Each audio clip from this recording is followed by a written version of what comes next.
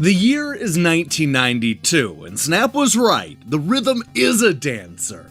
This was also the year when the Crying Game let it all hang out at the box office, and British TVs were absolutely fabulous. But more than anything else, 1992 was the year that brought us Super Play, a monthly Nintendo-themed magazine from Future that would go on to publish 47 issues and quickly become one of Britain's best gaming resources. Hello, my name is Cyril, and I've traveled all the way to jolly old England for this debut episode of Super Play's Top 600. Over the next 12 episodes, we're going to count down every single game Super Play reviewed in those 47 issues. From legitimate classics to hidden gems to a myriad of movie-licensed games that you've completely forgotten about. We're going to cover them all. And the way we're going to do that is by reading each game's verdict. That was usually the wrap-up at the end, where Super Play would sum the game's quality up in a biting and often sarcastic way. These are the funniest bits and should help to keep us laughing as we look at the hundreds and hundreds and hundreds of games released on the Super NES. Now, before we begin, the one thing that you need to know about this countdown is that there aren't actually 600 reviews. Based on my count, there's 601 reviews. However, the number that we're going to go with for this countdown is actually 594. Why the discrepancy? Well, the simple answer is that Super Play occasionally reviewed the same game multiple times. For example, they might review the Japanese version one month and then the European release the next, giving both games the exact same grade. In an attempt to not be redundant, I've removed all the duplicate reviews, with the exception of the versions that received different scores. And then I rounded up. I hope you don't mind. I think we can all agree that Super Play's Top 594 sounds like a terrible show, and you definitely wouldn't have clicked on it. So, with that controversy out of the way, I say it's time to kick off our countdown with, hey Lauren, what's going on? Kinda looks like you have something on your mind. Don't worry, Cyril. Don't worry. I got here just in time. In time for what? To host the show. I heard that you were doing a series about the popular UK gaming magazine Super Play, and I figured that you'd want me to host. Oh, well, I guess I didn't even consider that you'd want to host the show. I mean, I figured that since I did the Electronic Gaming Monthly and Nintendo Power countdowns, I just do the same for Super Play. Sure, I get that, but shouldn't we go with, someone a little bit more, qualified? What do you mean, qualified? Come on, Cyril. Don't make me say it. No, I think you're gonna need to say it. It's because you're not British. How is a Yank gonna count down one of England's greatest gaming magazines? That'd be like Christian Stewart trying to play Princess Diana. Or Robert Pattinson as Batman, yeah. Look, I'm gonna host the show, is that okay? But don't go anywhere, because in those moments when there's a reference or a Britishism I don't get, I'll let you know so that you can clue us all in. Does that sound like a plan? Fine. Alright, with that controversy out of the way, let's take a look at the 44 lowest rated Super NES games according to Super Play.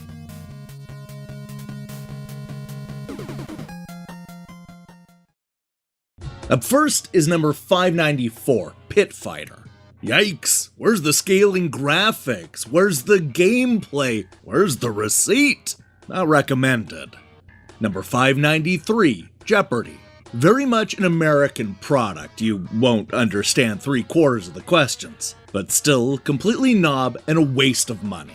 Number 592, Time Cop. Not just a bad movie, but a bad game too. Avoid the temporal Roser at all costs. You've been warned.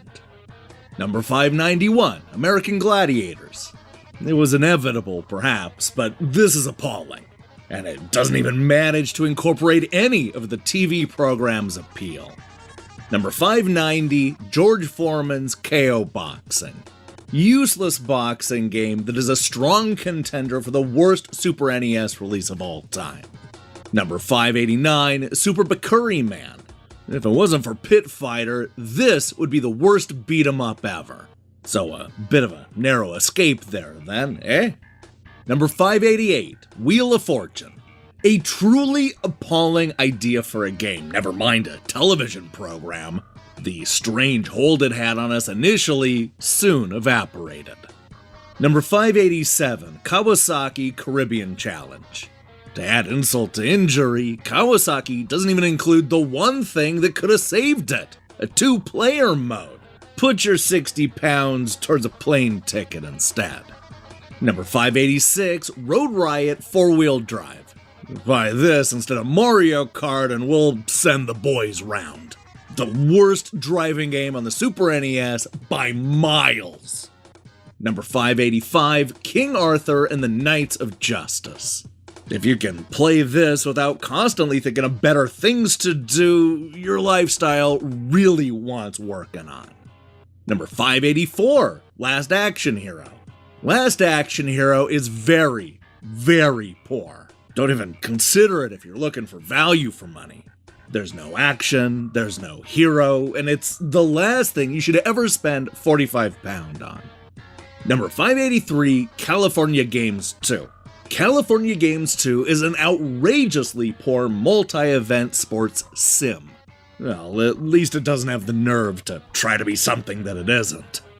Number 582, Cliffhanger. This is a fourth-rate and wholly derivative game that will appeal to no one, not even Sly fanatics. Number 581, Toys.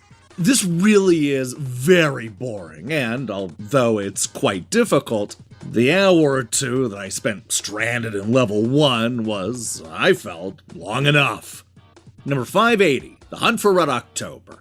Apart from the Super Scope bit, there's nothing about this game that says Super Nintendo any louder than it says VIC-20. Number 579, PTO 2.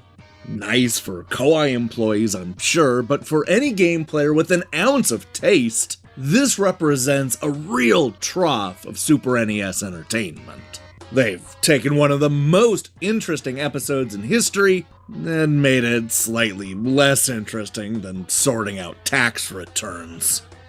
Number 578, Tintin in Tibet. An insult to Hergé and his fans. Gamers of the world unite! Put an end to such cynical cash-ins by refusing to buy it, even if you see it reduced to 10 quid, as it will be very quickly, I assure you. Number 577, Izzy's Quest for the Olympics. Graphically okay, but this has been done and done and done again. Worse still, I can't ever remember it being done much worse. Number 576, Wayne's World. It's conceivably just conceivable that if you were wild about the films, you might enjoy this simply for the sake of the sound effects and the pictures of our heroes. But viewed as a game in its own right, it's ropey stuff. Number 575, RoboCop vs. the Terminator. The slackest, shabbiest, laziest film license I've seen in years. Gorgeous graphics, but don't let them sucker you. Number 574, Animaniacs. Less a clever game based on a funny cartoon, more a grindingly tedious disaster. Number 573, Outlander. A very poor effort. It's fun watching all the motorcyclists getting killed, but only for a minute or two. The actual game itself, well, there isn't one, to be honest. Not that we can find. Number 572, Alien vs. Predator. Not quite in the same dire league as Pit Fighter and its motley chums, but severely lacking all the same. The name is probably the best thing about this whole sorry project. Number 571, James Bond Jr. Quick, turn the page, you really shouldn't be looking at this. It's ghastly, American trash of the First Order, with no redeeming features whatsoever. Burn it. Number 570, Worldwide Soccer. Almost certainly the worst football game on the Super Nintendo, and likely to remain so for some time to come. Number 569, Paperboy 2.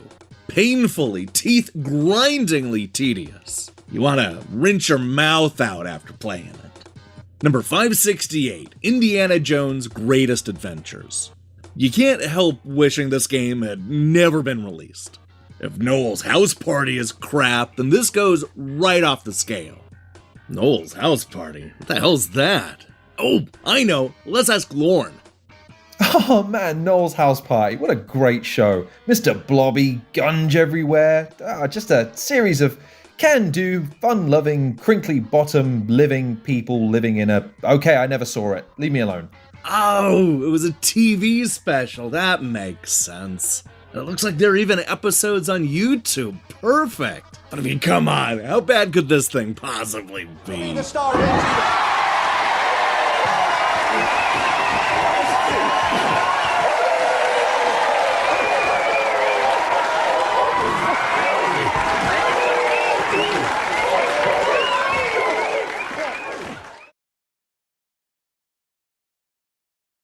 Number 567, Frantic Fleet.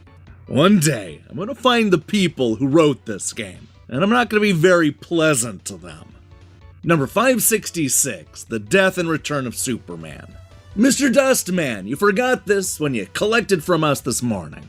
Take it away, it makes me very unhappy. What a pile of rubbish. Number 565, Captain America. Not a very good game at all. If you liked the coin-op, which seems pretty unlikely, it might persuade you, though. Number 564, Justice League. Before going to town, put on your mom's old tights, your dad's baggy Y-fronts, and stick a dustbin bag around your shoulders like a cape. Your embarrassment will be nothing compared to what is felt by anybody who buys Justice League. Number 563, Sonic Blast Man 2. After all the games that we've insisted be released over here, this is one game which we're happy will likely remain firmly where it is. Number 562, Home Alone 2.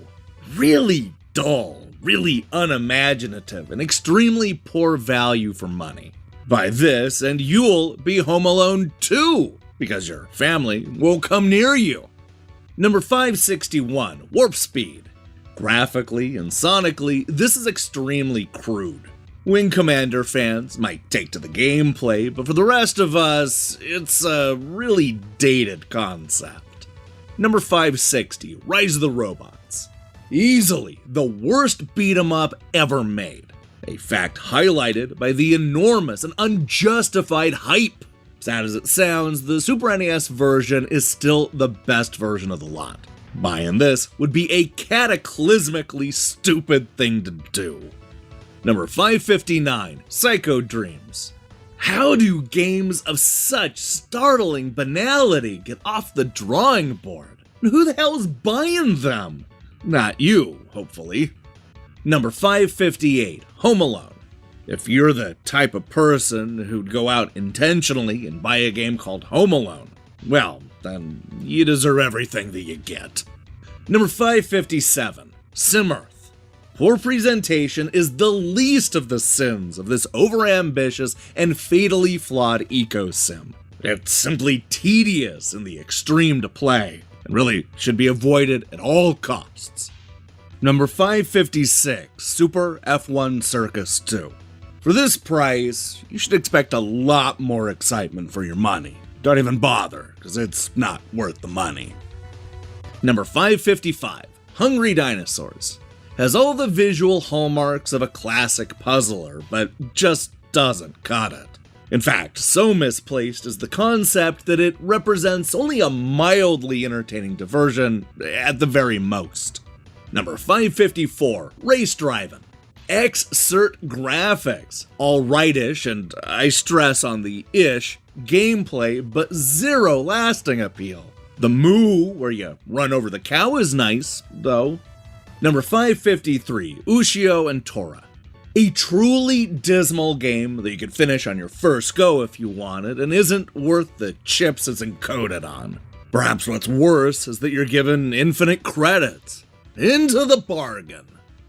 Number 552, Winter Olympics. Having 10 events in the game should provide variety, but because none of them are any good, it doesn't work like that. So don't buy Winter Olympics. It's a complete waste of $49.99. And finally, number 551, Kakoma Night in Bizland. You gotta be bonkers to fork over £45 for this. If drawing right angles is your passion, buy a couple of pencils and a set square.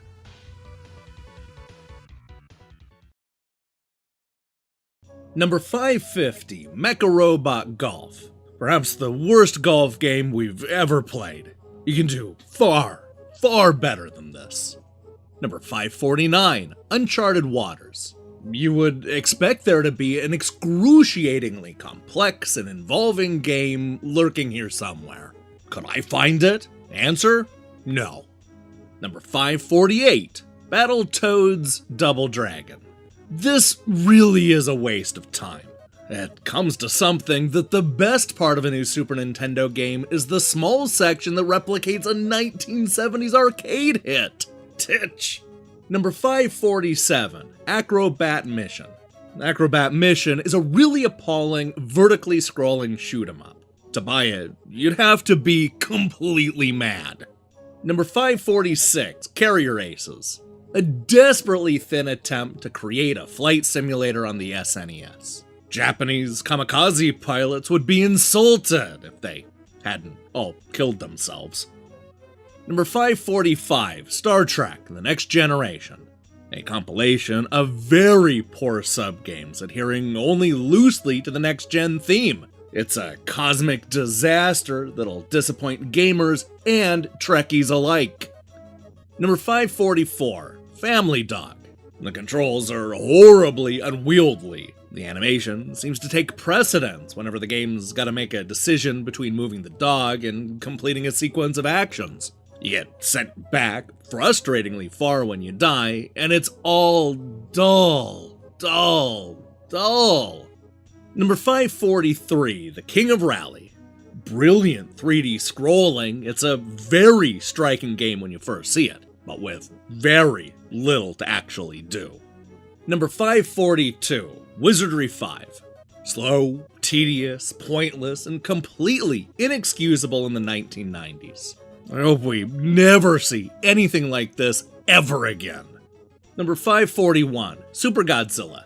It captures some of the Godzilla atmosphere, but this doesn't make it a particularly good game. The fighting is quirky, original, and not very much fun. And there's little variety. Boo. Yes. Number 540, Double Dragon 5. Not as good as the two biggies, despite the 24 meg. Diverting for a while, and the CPU plays a mean game, but generally too shallow and lacking real fight. Oh, and the graphics could be better. Number 539, Beavis and Butthead. Committed B&B fans, if such people exist, may get something out of this, but, as the gruesome twosome themselves would no doubt say, this sucks. Number 538, Imperium. Imperium is very lackluster.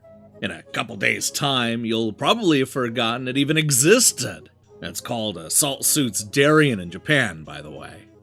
Number 537, Olympic Summer Games.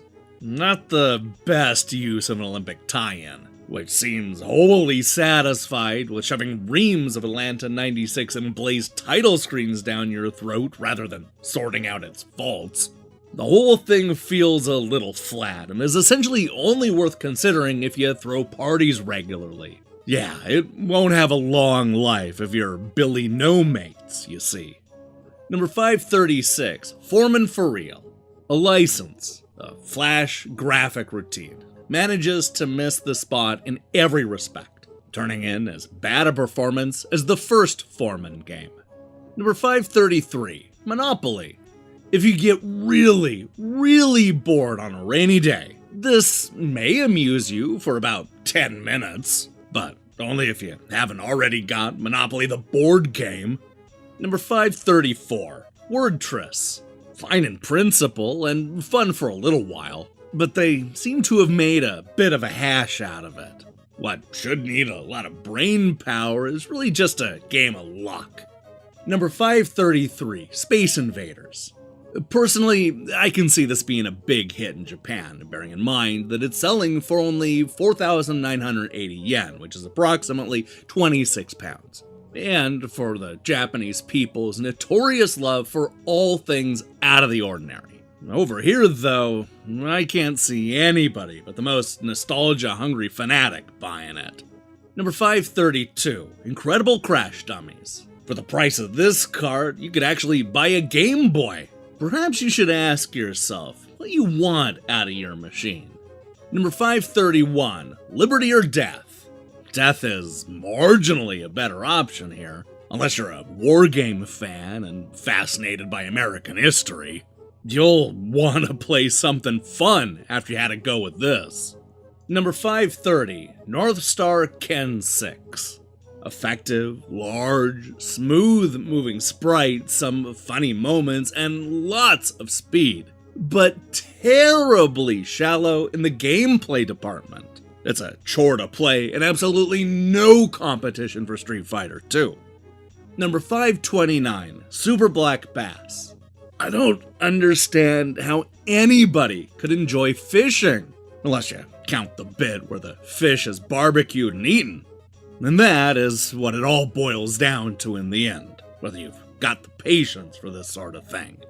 Number 528, Turbo Tunes. Initially very amusing, but much like the looping background scenery in every Hanna-Barbera cartoon, it's too simple and becomes repetitive far too quickly.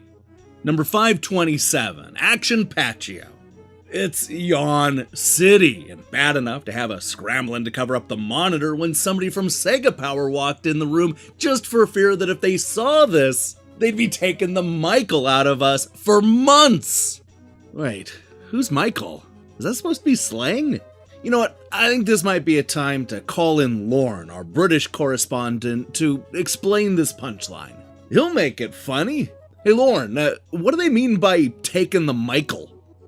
They won't just be taking the Michael, they'll be taking the Mickey, Jimmy, Sally, Jenny, all of the British names apparently.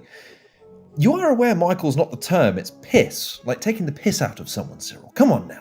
Oh, so they'd be mocking the Superplay editors if they saw them playing Action Patio. God, that makes so much sense. But don't worry guys, the Mega Drive has plenty of terrible games, and they're way worse than this. Trust me.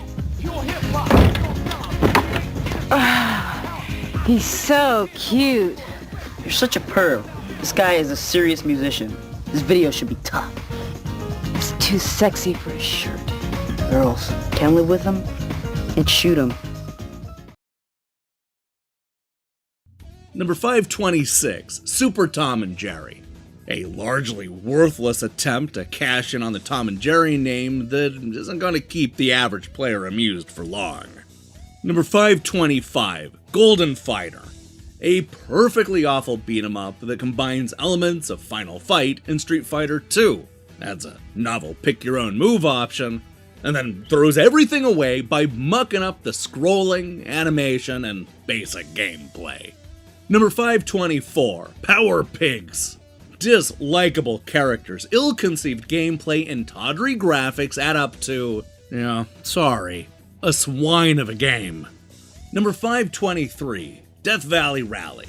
Everything that makes the Roadrunner so wonderful is dragged down by an awful game. It's too hard and simply not worth the trouble of persevering with. Number 522, Super Battle Tank 2. If just the smallest amount of thought had been put into it, this could have been the first true tank simulator on the Super NES and been superbly detailed and playable. But it wasn't, it isn't, and it never will be. Number 521, Might and Magic 2.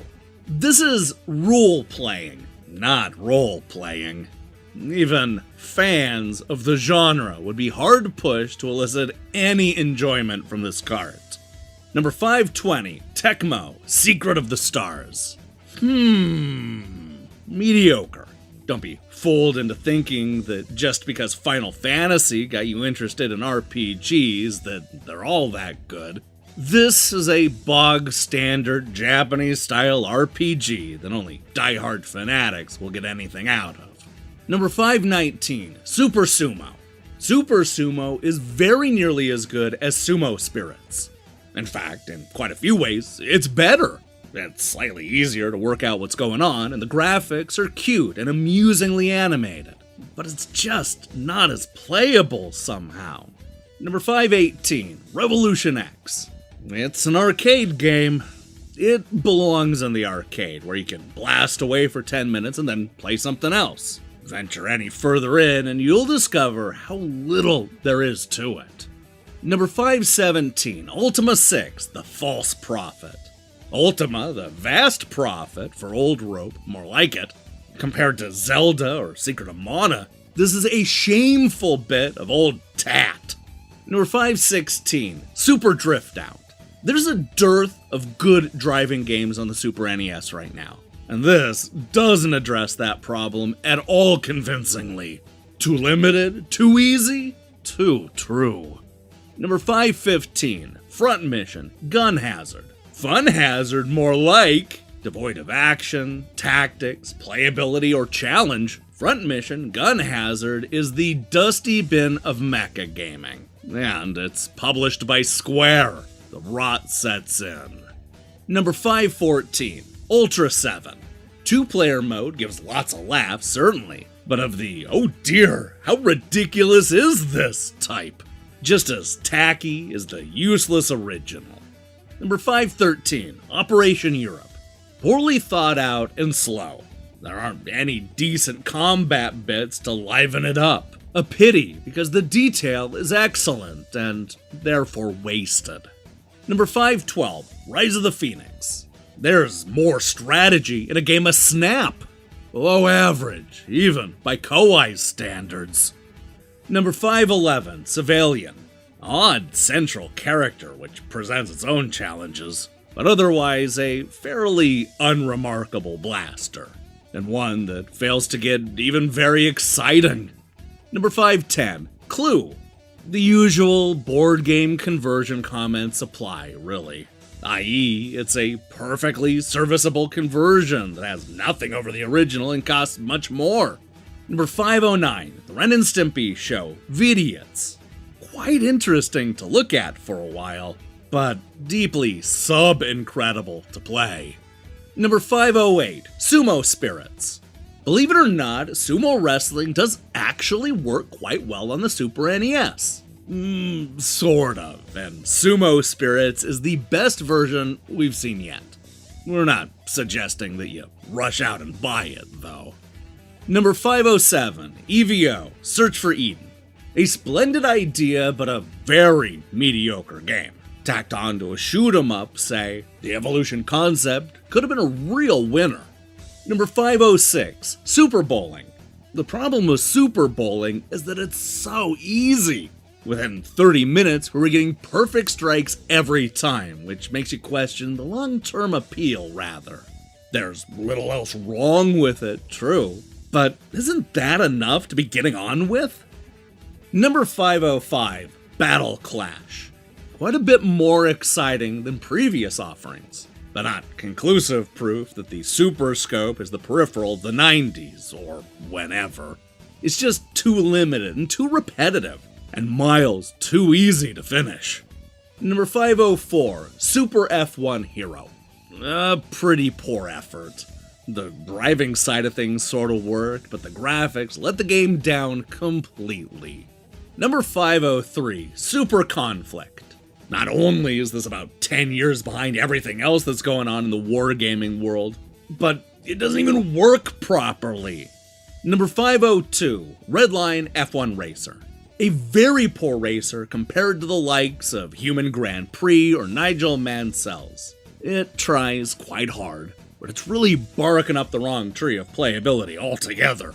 In the completely wrong forest, if the truth be told. And finally, number 501, Power Athlete. A poor Street Fighter II ripoff and a total waste of money. But if you did ever get to play it, I'd venture that you'd grow oddly fond of it. Number 500, Fang of Edo.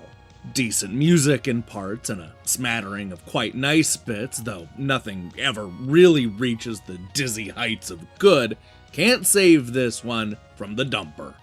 Number 499, Super Baseball Simulator 1000. Too crude compared to the rest of the baseball games. but the music is nice. Number 498, Final Fight Tough. While the gameplay, although a tad simplistic, is varied enough to get you hooked, the challenge is a travesty. Many household pets could take up the rather pathetic gauntlet of finishing this game and succeed admirably. Capcom have become sloppy in their old age and need a good slap. Number 497, Best of the Best.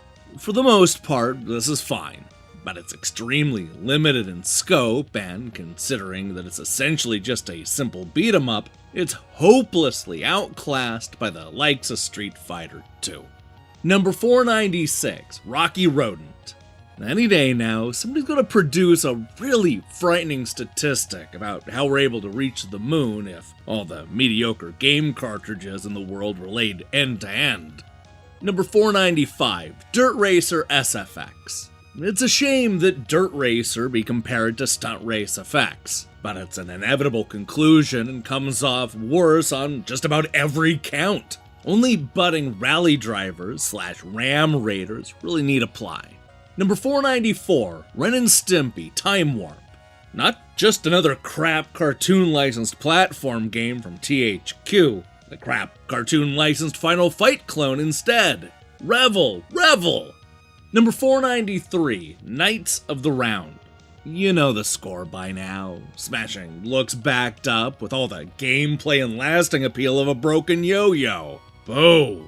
Number 492, Astro Go-Go. Engagingly offbeat, but only for a matter of seconds. Then its true colors, as a lazy attempt to copy F-Zero, will shine through, driving you to despair. Number 491, Super Air Diver. This is the kind of game that would look great in the window display of a computer shop, but it's sadly lacking in the gameplay department. Even the most ardent shoot-'em-up fan would only be interested in Super Air Diver for an hour or so. Number 490, Terminator 2 Judgment Day.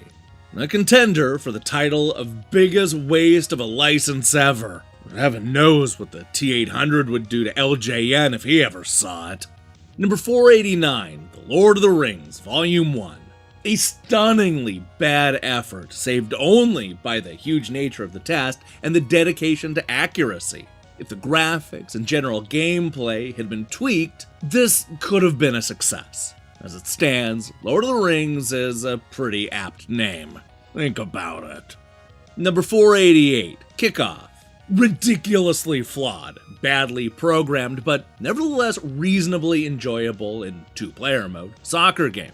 Should be so much better, though. Number 487, Andre Agassi Tennis. Many of the elements of a decent tennis game are here, but they just don't gel. It's just not up to the standards of playability and fun you'd expect. After all, Super Family Tennis was written when the Super NES first came out, and that beats this hands down. So there. Number 486, Eye of the Beholder. If you're mad enough on fantasy games to stick your hand in, there's a mollusk of fun to be scraped from the bottom of Capcom's barrel of stinky fish. Number 485, Camel Tree. I don't know, maybe a few camels might have been a good idea after all. A rotating Mode 7 maze game had to be done, presumably, but it's a shame the designers didn't manage something more exciting with the idea. Fun for a very short period only. Number 484, Cool World. Good looking and, on the surface, complex film conversion that, once you start playing it, boils down into not very much at all. A real disappointment after the likes of Pugsley. Number 483, F1 Grand Prix Part 2. Slick, but very difficult, and for all the wrong reasons. To be honest, these overhead view things are best avoided unless you've got a lot of patience. Number 482, Lester the Unlikely. Rotoscoping or not, Lester the Unlikely is frighteningly mediocre, with nothing to offer but a 10-minute GOP period. Number 481, X-Men Mutant Apocalypse. Why do all X-Men games seem to be humdrum, horizontally scrolling beat-em-ups? It's about time they mutated into something a bit more original. Number 480, Brandish. Definitely one for the diehards. My faith in Koei not even being able to commission a decent game is reaffirmed. Come back, Wizardry. All is forgiven. Number 479, James Pond's Crazy Sports. Slick and fun, sort of, but this isn't really a very sensible way to spend £40 or so. Number 478, Super Batter Up. Yet another baseball game rolls off the production line, flops to the ground, and lies there twitching for a while before quietly expiring. Number 477, King of Dragons. A sad pastiche of beat-em-ups. Its run, hack, and magic formula just doesn't make the grade. It looks great, but don't be misled. You may as well cut the characters out of this page, stick them on a card, make the fighting noises yourself, and save £50 while you're about it. Number 476, Faceball 2000. Faceball 2000 is a bit like a piece of bread. It'll sit quite happily in your toaster or Super NES for about 2 minutes. But then you'll pop it out and, Number 475, The Flintstones, The Treasure of the Sierra Madrock. The game is right out of the Stone Age. It's a bit crap as well. Number 474, Mickey's Ultimate Challenge. Weak design means that this is worth renting for a child on a rainy day, but that's about it. Number 473, Super Widget. Another dull American game. Then, even the younger players this is aimed at are likely to get bored very quickly. Number 472, Tasmania. A smashing scrolling road and a great feel for the original cartoon. But, there just isn't a game in there. Not that I could find anyway, no matter how hard I tried. Number 471, Bob. Fun for a bit, but too unoriginal and limited to make a real impression. Bob? Knob, more like it. Knob? You mean like... No, I'm probably wrong. It's probably means something different. You know, best we ask our British correspondent, Lorne. Hey, Lorne, how do you define knob? Lorne? Oh no. I hope he's not just waiting for me in the rain from the last episode. Oh no, he's gonna hate me when I get back.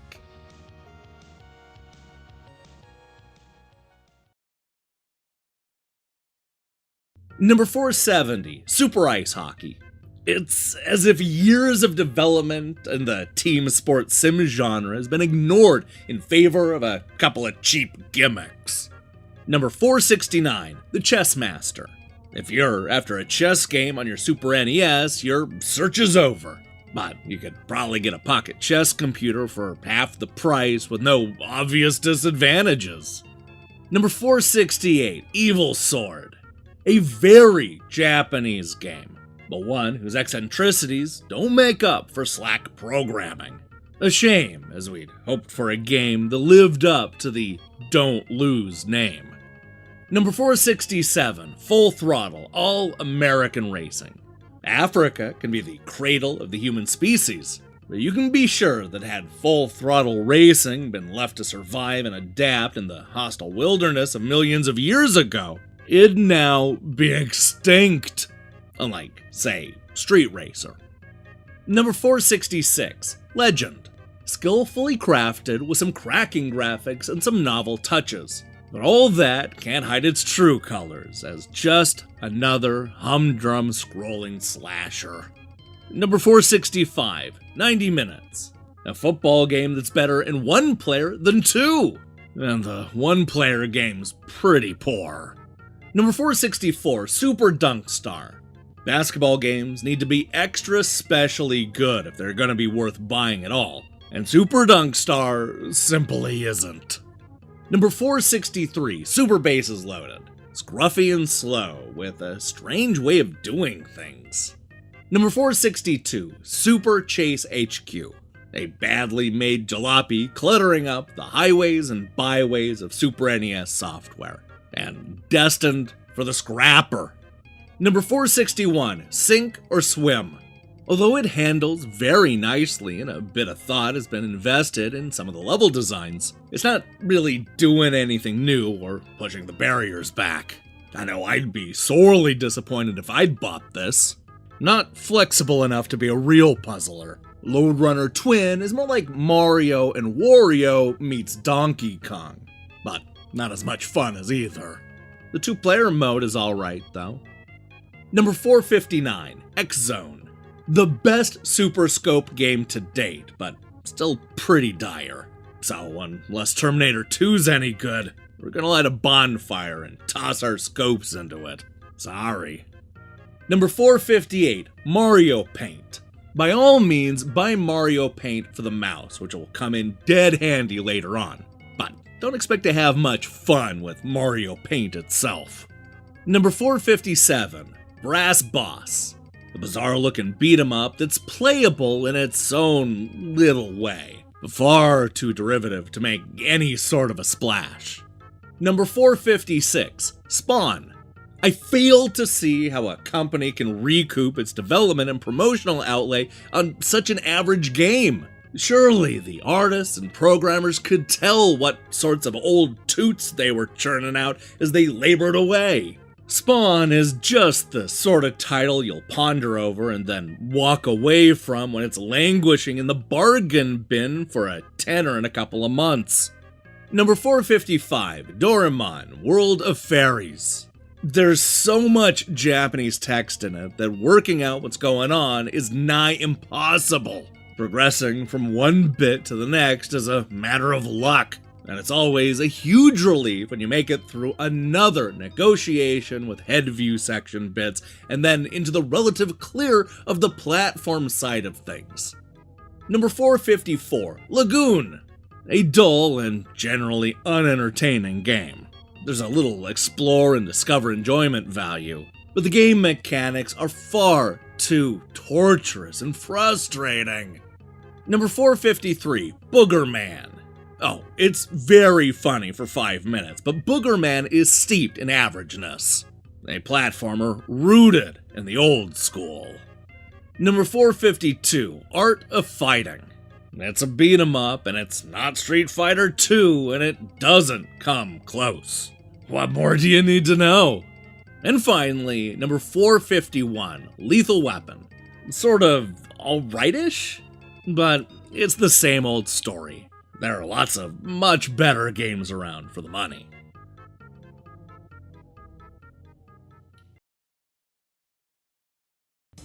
Number 450, Mohawk and Headphone Jack. If as much attention had been paid to its core gameplay as so very obviously has on its technical content, Mohawk could have been a tidy little game. There's some nifty stuff going on here, but it's wasted on such insipid gameplay. Number 449, The Combat Tribes. I was never very impressed with the coin-op original, and this is a similar story. The clever and funny boss versus boss one-on-one mode saves things a bit, but otherwise short levels and limited moves equal a remarkably non-essential buy. Number 448, Arcus Odyssey. Is that it? Is that all there is? Yeah, take this game away and bring it back when it's finished. Number 447, Hit the Ice. Despite some great characters and hilarious animation, the laughably jerky scrolling, poor control, and, for much of the time, virtually undetectable puck let it down considerably. Number 446, Shanghai 2. So, although you'd have to be completely mad to actually fork over 45 quid for this yourself, if someone walks up to you on the street and presses a copy into your hand, thank them and take it straight home. Number 445, Adventures of Dr. Franken. Composed of familiar bits and pieces, the result is a shambling, inarticulate monster that fails to impart any sympathy for its condition. How apt. Number 444, Cosmo Gang, The Puzzle. Slick, colorful puzzle with a high novelty factor. Doesn't push you or your Super NES though, and is ultimately cupboard fodder. Number 443, Caveman Ninja 2. This isn't terrible, but there's such a big crowd of Super Nintendo platform games that Caveman Ninja 2 doesn't have a hope of standing out from it. Lots of challenge, though. Number 442, Skulljagger. A flat-looking, easy, repetitive platform game that provides some short-term laughs, but little more. The bubblegum bits are weird more than anything. Number 441, Space Ace. As dogs' dinners go, this is Christmas lunch at Battersea. It perfectly combines all the things that I hate in video games. Wait, Christmas lunch at Battersea? I think this is going to need some explanation. Lauren, what does any of this even mean? Well, considering that Battersea is home to one of the world's most famous dog sanctuaries, I think the dogs' dinners at Christmas would be pretty good. Oh. On with the show. Number 440, Zoku, The Legend of Bishan. A shallow and lackluster effort that attempts to mix two popular game styles with very little success. Avoid. Number 439, Test Drive 2, The Duel. Firmly rooted in its computer game origins, this looks out of place on the Super NES, even though it's a good conversion. Number 438, Bugs Bunny, Rabbit Rampage. Despite the extra megabits, this is just another mediocre Sunsoft platformer riding on a popular cartoon license. And that's all, folks. Number 437, Chester Cheetah. The over-colorful graphics will please the kids, but this is a no star in the gameplay department. It's just too slow and plodding. Number 436, Rival Turf. All rightish, and it will earn its fans, but not a game to rush out and buy. Number 435, Magic Sword. An awful game, basically. Alright, it's quite good fun in a way, if you sort of look sideways at it and squint. Number 434, Venom and Spider-Man Separation Anxiety. A plodding, directionless, scrolling beat-em-up that's fun in two-player mode. But ultimately does Spidey, or Super NES owners, few favors. Number 433, Ultra Baseball. Not a huge advance over Baseball Simulator 1000. Number 432, NBA All-Star Challenge. A great-looking and smoothly playing basketball game, but with its 100% commitment to the whole one-on-one game, it perhaps isn't for everyone. Number 431, Kevin Keegan Player Manager. Dull, with the added bonus of an uncomfortable football game thrown in. Look, you didn't buy a Super NES to play games like this. Number 430, The Flintstones. Not a bad game per se, just an average one. Something that the Super NES has quite enough of already, thank you very much. Number 429, Suzuka 8 Hour. The title promises much, but the execution is severely flawed. It's slow, hard to get into, and it lacks any freshness at all. Number 428, The Terminator. The Terminator license has plenty of potential, so it's a bit of a shame to see a lackluster game based on it. Plenty of action, but old-fashioned graphics, repetitive gameplay, and a lack of imagination. Plus the assorted glaring faults combine to create a very ho-hum game. Mindscape seems to be relying on the name alone for pulling power here, which is never a happy state of affair. Number 427, Gun Force. If Contra 3 was Paul Merton, Gun Force would be Bobby Ball. Not recommended. Ugh. Alright, Lauren, I think you're gonna need to explain who Paul Merton and Bobby Ball are. Yes, an apt description. Paul Merton, a British comedian famous for his incredibly quick wit and rapid-fire responses and unbelievable one-liners, and Bobby Ball, famous for two catchphrases, "You Little Liar" and "Rock On Tommy." I think the description speaks for itself. Oh, so it's a hot and hip versus old and stale sort of thing. I wonder who the Contra 3 of modern comedy is these days. Oh god, it's Pete Davidson, isn't it?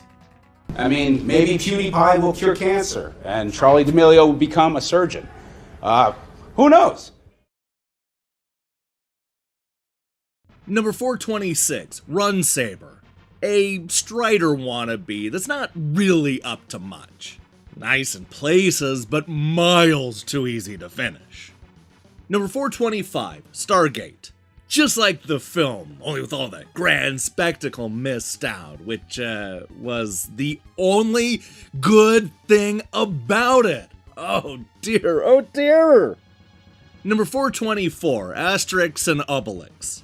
You'll either complete it out of sheer determination or overwhelming boredom. Either way, you'll wonder why you bothered. Number 423, PGA Tour Golf. Not the best golf game on the Super Nintendo, but a reasonable stopgap until something better makes its way into this country. Number 422, Primal Rage. A very average conversion of a very average beat-em-up. It's calculated, yes, but with the dinosaurs, gore, and morbid humor, it does at least pull all the right strings. Number 421, Speed World.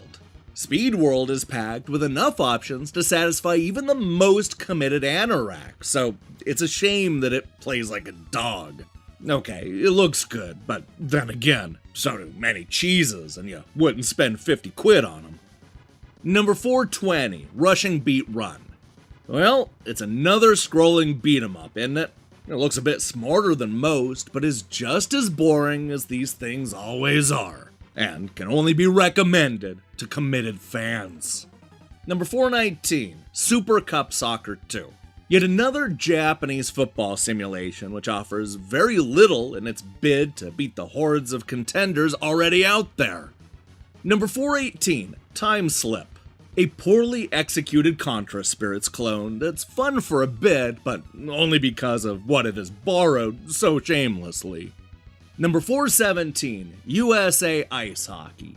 Looks nice, but doesn't play too well. NHLPA is still the ice hockey game to go for. Number 416, Wolverine Adamantium Rage. Apart from the brilliantly animated main sprite, there's nothing that distinguishes the game at all. It never gets its claws in. Number 415, Wing Commander. It's a solid representation of the PC original considering the Super Nintendo's 3D limitations, so fans will love it. However, we can't help feeling that the original was vastly overrated, translating into a very average Super Nintendo game. Number 414, Mario's Time Machine. Mario's Time Machine hasn't got enough depth on the education side, nor is it that entertaining. It would work better as a sequel to Mario is Missing in an adventure format, with a little quiz after you've visited each person. This really needs more variety to lift it out of the doldrums. Number 413, The Page Master. Oh dear, another insipid licensed tie-in thing. Dull, unoriginal, and not even very pretty. And that's just the title screen. Ho! Number 412, Chuck Rock. Whether it's down to the uninspired graphics, the lack of password system, or the charmless central character, I'm not entirely sure. But Chuck Rock didn't do an awful lot for me. Number 411, Super Strike Eagle. A real letdown next to its Amiga and PC-based namesakes. It has its moments, but they're few and far between. Number 410, Jelly Boy. Inspired, beautiful, and exciting. All words which are as applicable to Jelly Boy as Dainty is to Cyril Smith's Y-fronts. Look elsewhere for a good solid platformer. Whoa, my name showed up in a review. Why, that's a first. But I'm not sure I want to know who the Cyril Smith guy is. Alright, Lauren, help us out with this reference. I mean, when you look into it, have you seen the state of this guy's Y-fronts? I mean, yeah, Dainty is about as far away as you can describe those things. Just look at them. It's a British politician. Yeah, I knew I was going to regret asking. On with the show. Number 409, Super Back to the Future Part 2. A bit odd and a bit crap as well. Rather a shame, really. Number 408, Batman Forever. A great deal of effort has clearly been expended to making Batman Forever look the part. It seems to have all the ingredients for the ultimate scrolling beat-em-up. but it's no fun. Number 407, Tin Star. A good idea spoiled by a lack of levels to get your teeth into, and a rather linear vein to the ones that are in there already. Number 406, Ghost of Kitaro. The graphics are good, but it doesn't play very well, and it's all a bit weird in Japanese. Number 405, Pro Quarterback. A lightweight American football game with attractive Mode 7 graphics, but many glitches and unworkable strategy. Number 404, Paladin's Quest. 8-bit in appearance, this role-playing game looks distinctly antiquated after Secret of Mana. It would cost a lot less on the NES though. Number 403, New Horizons. One of Koei's more accessible titles to date, but only cautiously recommended even to fellow Stratoraks. Normal people should flee in terror. Number 402, GP1. A no-frills motorbike racing game that could really do with some. Frills, that is. And finally, number 401, Mega Man Soccer. There's no hint of FIFA International Soccer's reality, or a sign of sensible soccer speed, and not even a whiff of World Cup strikers options galore. Oh, and the gameplay stinks.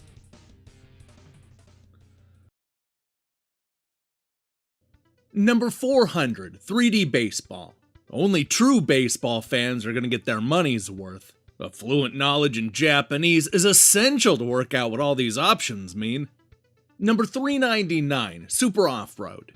A fast and funny off-road racing game great with 2 players, but too small and too short to be worth this sort of money. Number 398, SD Great Battle 3. Some great graphics and characters, but no one will be impressed with the stale, unchallenging action. Cute though, and anime fans will appreciate it. Number 397, Mech Warrior. Pretty good graphics, and the nearest thing yet to an assault suit simulator. This is great as far as it goes, but sadly that isn't far enough. Number 396, Total Carnage. Cleaning up all the gore would have been forgivable if the game was as good as the original, but it isn't. Although it looks like Total Carnage, this version fails to capture anything but a tiny percentage of the frantic, over-the-top, kinetically shot action of the original. If, like me, you love Smash TV, then my advice is to go and play it some more. This is a step in the wrong direction. Number 395, Extra Innings. Neatly presented, but ludicrously fast. Number 394, Wing Commander, The Secret Missions. Despite the so-called extended gameplay and the more involved plot, the secret missions still failed to ring my bell and became increasingly tedious as I played. As far as I'm concerned, the secret missions are best off remaining a secret. Number 393, Draken. Fantasy role-playing games aren't too common on the Super Nintendo, not in English at any rate, and Draken is consequently a welcome release. It's not exactly brilliant, though. Number 392, Basson's Black Bass. It sounds stupid, and it is, but I have to admit that Basson's is oddly compulsive, perhaps for its sheer novelty and laid-back style. Ugh, there goes my career as a games journalist. Number 391, Super Strike Gunner. Extremely dull and run-of-the-mill, but still quite enjoyable in its own little way. Number 390, Super Slapshot. A fast and furious ice hockey game, but NHL PA hockey is so much better. Number 389, Speed Racer. A disappointing game. The decent racing bits are marred by the sloppy platform sections. Number 388, Real Monsters. It's a tad more fun than the text above makes out, but not by much. By Mario, Lost Hikings, or Pitfall 2 instead. Number 387, Zool. Detailed backgrounds, fast, smooth scrolling, and stomping music. Tinny, sparse sound effects, poor animations, and repetitive gameplay. On balance, average. Yeah, definitely average. Number 386, Marvin Missions, Daffy Duck. Nice looking, fun to play, and with plenty of Daffy Duckness. You've already got lots of games like this though. And take it from us, you don't need another one. Number 385, Cutthroat Island. Fair to middling scrolling slash 'em up that tries to incorporate new ideas but ultimately falls flat. Number 384, Champion World Class Soccer. Absolutely not the Ryan Giggs of Super NES football games. Except that it quite obviously is, if you see what I mean. I feel like this review would make a lot more sense if I knew who Ryan Giggs was. Oh wait, I know! Let's ask our British correspondent Lorne. Hey Lorne, can you help decipher this review? Well, if we're talking about the same Ryan Giggs, we're talking about one of the great footballing heroes of the footballing Goliath, Manchester United, who were dominant in the early 90s through to the mid-2000s. And of course, Ryan Giggs also famous for pioneering the super injunction when he was having an affair with his brother's wife. An all-round great guy indeed. Oh, I don't even know how to process that. Maybe I need to actually watch this guy in action to fully understand. This is my untidy bedroom. This is probably the room where 1,000 women want to break into. It's yeah, you're right. It's untidy. You're right. Yeah. It's not a waterbed or anything like that. No, it's not. No. Are you a big sleeper? Yeah, I am really. Love a good nap in the afternoon, don't they? Yeah. You spend a lot of time asleep. Not in the afternoons really. I always have. I like a lie though. I don't usually leave training. How many hours a night? Usually about 9.5. I'm not talking Saturday nights here. Friday nights as well. But about 9.5, 10. That's good sleeping. Number 383, Fun and Games. Okay, so it's aimed at younger folks, but with the advent of multimedia, the quality and imagination behind this card should have been much better. This could have been more accurately titled Questionable Fun and Very Poor Games. Number 382, RoboCop 3. A difficult arcade game that might appeal to real RoboCop fans, but otherwise proves to be frustrating and altogether unremarkable. It's a real shame there's no digitized speech, too. Number 381, Pipe Dream. Neat race against time puzzle game format that's well presented, but lacking the variety, number of levels, and the essential head-to-head two-player mode to make it a real classic. Almost identical and cheaper on home computer formats. Number 380, F1 Grand Prix. This is the nearest rival to Super F1 Circus in look and feel, but in playing it, it proves to be far inferior. Graphically, F1 Grand Prix is pretty much on par. If that was the only purchase criteria, then there'd be little to choose between then. But in every other way, it comes across as a much shallower and less sorted game. Number 379, Rushing Beat Shura. It doesn't look too bad and certainly plays well enough, but it's got all the last ability of an M&S prawn mayonnaise sandwich. Number 378, Q*bert 3. Gently amusing and nice to look at, but not for anyone other than the most casual player. Number 377, Romance of the Three Kingdoms 3. Dedicated strategy war gamers will be in Anorak heaven for a couple of weekends. I know I was. Normal human beings should steer well clear. Number 376, Blues Brothers. A nice little platform game, though a bit simplistic and outclassed by Mario et al. And it's not too easy, unlike most of its type. Number 375, Big Hurt Baseball. A realistic and in-depth sim. There's immediate gameplay here, good look, and strategy. But it's all a waste, cause, after all, it's baseball. Number 374, Flying Hero. An average shoot-'em-up with sturdy gameplay and a sense of humor. But hardly a must-buy. Full of cute things, though. Number 373, Battle Pinball. The Super NES has a hard time with pinball, and the release of this improves matters not a jot. It has lots of jolly ideas and a neat line and table graphics, but disappoints everywhere else. Number 372, Dragon View. An infuriatingly entertaining RPG awash with compounding minor flaws. It improves vastly once you're about a quarter in and have found all the shortcuts and magic stuff. Perseverance, as in life and abominably moral cartoons, will pay off. Number 371, The Fortress of Fury. A competent and fairly attractive shoot-'em-up, but one starved of decent gameplay. Number 370, Super Ninja Kun. If platform games were cars, this one would have electric windows and a sunroof.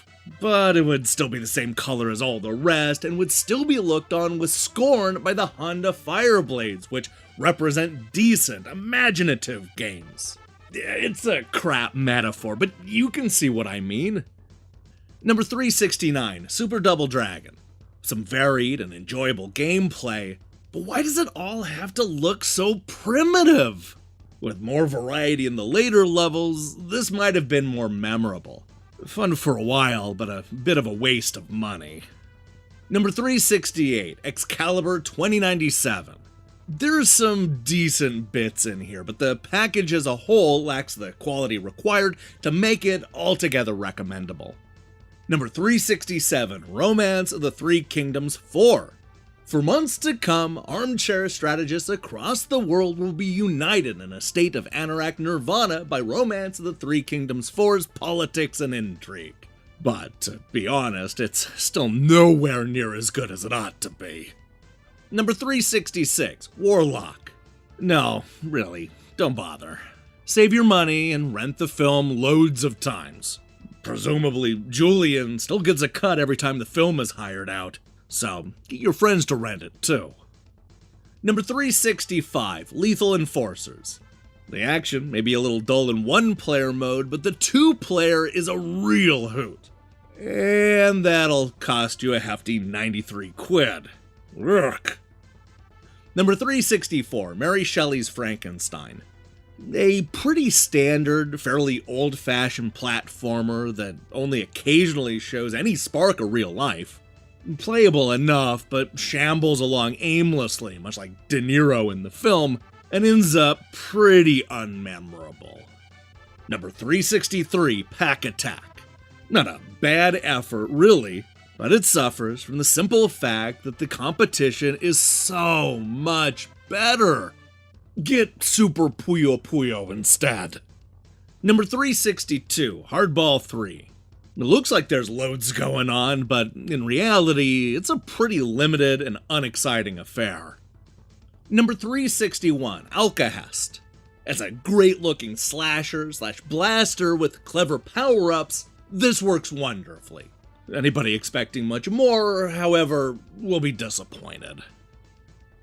Number 360, Exhaust Heat. A reasonably sound driving game that plays quite a bit better than it looks. And let's face it, it does look a bit naff, apart from the pit scenes, which are great. But, and it's a very big but, it's nowhere near as good as Super Mario Kart. Number 359, Harley's Humongous Adventure. Cleverly thought out, fairly inventive platform game with its fair share of good bits, but very average visuals. It's got potential, even if it isn't always realized. Number 358, International Tennis Tour. A solid enough tennis game, but there are 2 or 3 others that are better, in which we'd suggest you buy those instead. Number 357, Spin Dizzy Worlds. A nice idea with its distinct air of nostalgia about it, but it's a bit too patchy and empty feeling to hold one's interest for long. The original Spectrum game was more fun, lots of exploration, and less of the crummy puzzles. Number 356, Super Professional Baseball. Not bad if you can get used to the unusual camera angles. Number 355, Super Off-Road, the Baja. Simple and fun to play with enough challenge to last for a little while. But it's nothing very new, and the 2-player mode's extremely disappointing. Number 354, Sonic Blast Man. Gameplay-wise, just another average beat-em-up. But it's got nice bits, and Sonic Blast Man himself is great. Fab for fans of the genre, but no one else. Number 353, Power Drive. It's like Micro Machines never existed. Old-fashioned, bordering on primitive. Power Drive's like a fairly good mid-80s Amiga game. It's playable enough, sure, but come on. It's not exactly the kind of thing you bought a Super NES for. Number 352, Aerobiz. A well-presented attempt at a little strategy on the Super NES, but it's too serious and down to earth. There's just not enough to do. And finally, number 351, Goof Troop. Gather round, Goofy lovers, and hear the news. Goof Troop is fun for a while, has some neat puzzles, and will fill your breast with a minor swelling of enjoyment in two-player mode. But it's too easy, too short, and your Super Nintendo won't blow up through overexertion.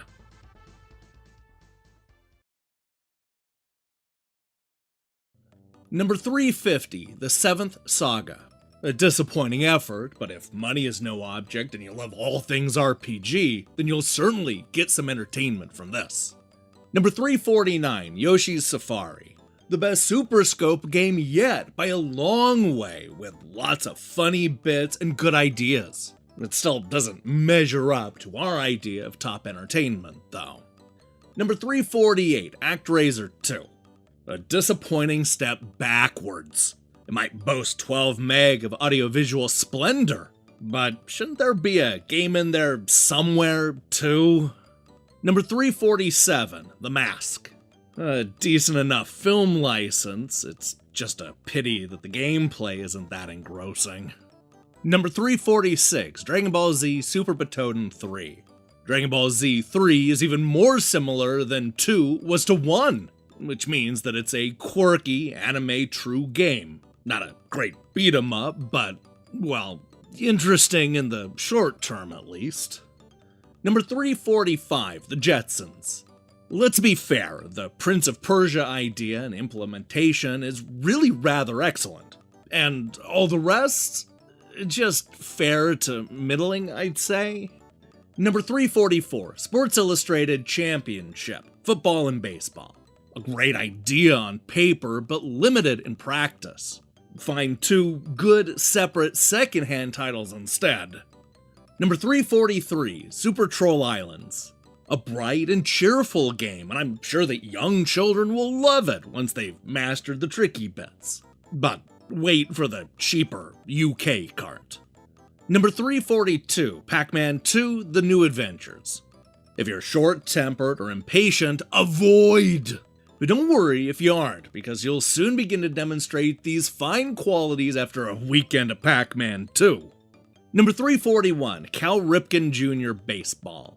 A bit slow-moving, and a baseball game, obviously, but otherwise pretty solid with no obvious flaws. Pro League 93 is better, though. Number 340, Shinseki GPX Cyber Formula. The fact that it's based on a rather ace anime TV series is perhaps the best thing about this one. Well, that and the graphics, which are undeniably fast. The problem is that it's fairly boring. Number 339, Mario is Missing. One of the better entertainment/education carts we've seen. And no disgrace to the Mario mythos, but from an over 8 years old perspective, it suffers from traditional edutainment problems. Chiefly that the game is too repetitive. You do get to learn lots about historic sites, though. Number 338, Pop and Twinbee Rainbow Adventures. Cute is a nasty word, but an apt one. I even enjoyed the giggle that greeted me every time I started a new level. Unfortunately, the chances are you've already got something that does the job just as well, if not better. Number 337, Super Formation Soccer 2. It's a funny old game. It doesn't feel much like football. It's not very multiplayer-ish. And it's a real con that you've already got the first game. But it's still fun, sort of. Number 336, Mario and Wario. Nintendo obviously wants to get the most out of their mouse, but as a puzzle game which gets its irritating hooks into you, it works. Number 335, Koshin 2. Very Japanese, very weird, but really not all that bad. Number 334, The Humans. So close to being playable, it hurts, but too slow to be fun. The puzzles are well constructed, but it takes so long to play through each one that you'll tire of it soon after you start. Number 333, Cosmo Gang. Smart graphics, loads and loads of neat touches, and plenty of humor. It's also pretty good fun to play, for a while. But moving left and right while firing a lot simply wasn't enough to sustain my interest. Sorry. Number 332, Phalanx. So, there you have it, one of the most middle-of-the-road shoot-'em-ups. It's got its impressive bits, it's got its lousy bits, and, well, it's far better than the worthless Blazon and its pals. It equally trails well behind the likes of the brilliant Super Aleste. Number 331, Wild Snake. A puzzle game that works as well as it was designed to, but it's not as engrossing, rewarding to play, or fun as Tetris, so only top Snake fans should buy it. Like Terry Nutkins, for example. Like Terry Nutkins, huh? I wonder who that is. Hey, Lauren, do you have a clue who Terry Nutkins is, or was? And for those of you not aware, Terry Nutkins was an English naturalist, television presenter and author. He appeared in UK children's programmes such as Animal Magic, The Really Wild Show, and Growing Up Wild. An all-round great guy and an all-round naturalist nut. Nutkins, I get it now. Oh, so he's like Steve Irwin or Jack Hanna. He sounds a lot braver than I am. Here's a live video of how I would react if I were surrounded by a bunch of wild snakes. Texas rat snakes are going to be one of the largest snakes that you find in the Metroplex area. What the Get this thing off me, man. Get this thing off me, man. God dang.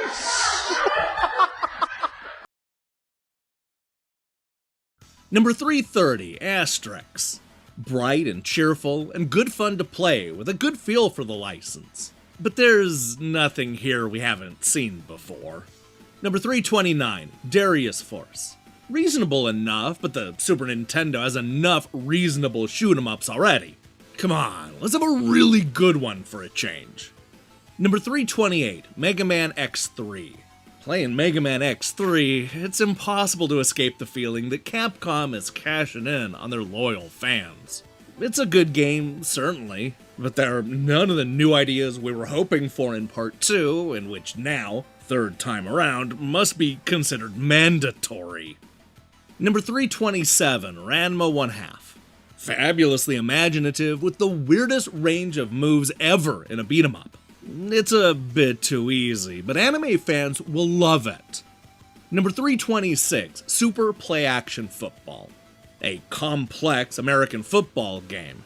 It has an off-putting number of plays and controls to deal with, but is a faithful and accurate game. This one is good for the fans, great for statistic freaks, but a little too heavy for the rest of us. Number 325, Dragon Ball Z Hyperdimension. A surprising score, you may be thinking, considering the technical expertise on show. Well, yes, but technical excellence can never compensate for a spot of original gameplay, and sadly, Hyperdimension lacks it in abundance. Number 324, Wings 2. The pictures make it seem more exciting than it is, but they're not that far off. The game's not as varied as Pilot Wings and doesn't look as pretty, but it has the massive advantage that you can shoot the other flying things. Yeah, make up your own mind. Number 323, Biometal. A polished game with decent graphics and enjoyable and tricky on hard action. It's originality it lacks, not challenge. Number 322, Turn and Burn, No Fly Zone. The best Super NES airborne combat sim yet. But couldn't the 12-strong development team be put to better use? Number 321, Beauty and the Beast. It all looks fine and dandy, but you should never judge a book by its cover. Or, as this game proves, never judge a game by its graphics. Number 320, Inspector Gadget. Like a lot of things and people, it's good, but not great. You can spend a pleasant couple of hours with it and then not be bothered if you never play it again. Number 319, T2, the arcade game. Kill millions of things with the mouse, Super Scope, or the humble joypad. Enjoy it less than you thought, maybe, and get bored with it slightly sooner than you thought, too. Number 318, Biker Mice from Mars. An effective interpretation of a dubious license, and inevitably much more fun in two-player rather than solo mode. Loud, zippy, and stylish, but lacking substance, innovation, and longevity. And out of rock and roll racing and this is definitely best. Number 317, Super Empire Strikes Back. More of the same for Super Star Wars fans. And that's not necessarily the buying recommendation it might at first sound like. Number 316, Battle Grand Prix. For a good example of how not to program a game, check this one out.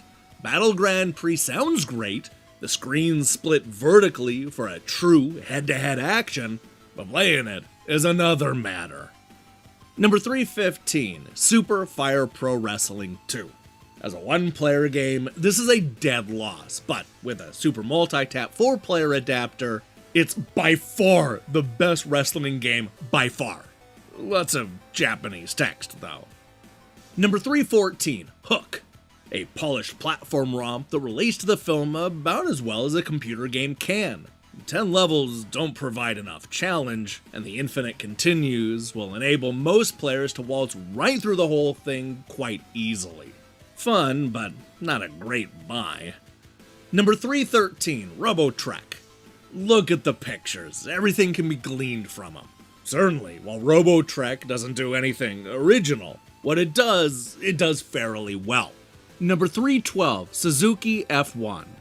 A good, solid driving game which, bar the odd no warning of corner problem, should give you many hours of useful service. That said, it's hopelessly outclassed by Human Grand Prix. Number 311, Joe and Mac. Hardly the slickest platforming game, but one of the most lively and colorful. The gameplay isn't likely to appeal to the serious player, though. Number 310, Porky Pig's Haunted Holiday. Porky wears his heart on his sleeve, and tattooed on his heart are the words simple, formulaic platformer for kids. Number 309, Super Pang. Like a swan that's had its wings cruelly clipped, Super Pang is perfect in almost every way, but can't get off the ground in the last ability stakes. True, it's fun for a while, but a two-player option would have made all the difference. Number 308, Spider-Man and X-Men, Arcade's Revenge. Occasionally lively, but more commonly plodding, multi-level superhero thriller. Really lousy graphics, though nifty music. This is one for Spider-Man, X-Men fans, but very average for the rest of us. Number 307, Super R-Type. A great-looking and very challenging shooter that's let down a little on the technical side. Number 306, Dragon Ball Z. Good-looking anime-based beat-em-up, using interesting windows to depict the action. Lots of moves, if hard to access. Number 305, Super Pinball Behind the Mask. Lovely to look at, decent to play, but is limited as a guitar with only one string. Number 304, Final Stretch. Brilliant 3D scrolling. I mean, it's a real striking game when you first see it, but with very little to actually do. A real disappointment. Number 303, Roger Clemens MVP Baseball. A few graphical probs, but nice and playable. Number 302, Newman Haas IndyCar. The Nigel Mansell license isn't enough to make this a corker. It's not too terrible, though. It's just rather samey and not quite enough to keep your interest. And finally, number 301, Time Tracks. Slick and tremendously entertaining for the 2 or 3 days that it'll last you.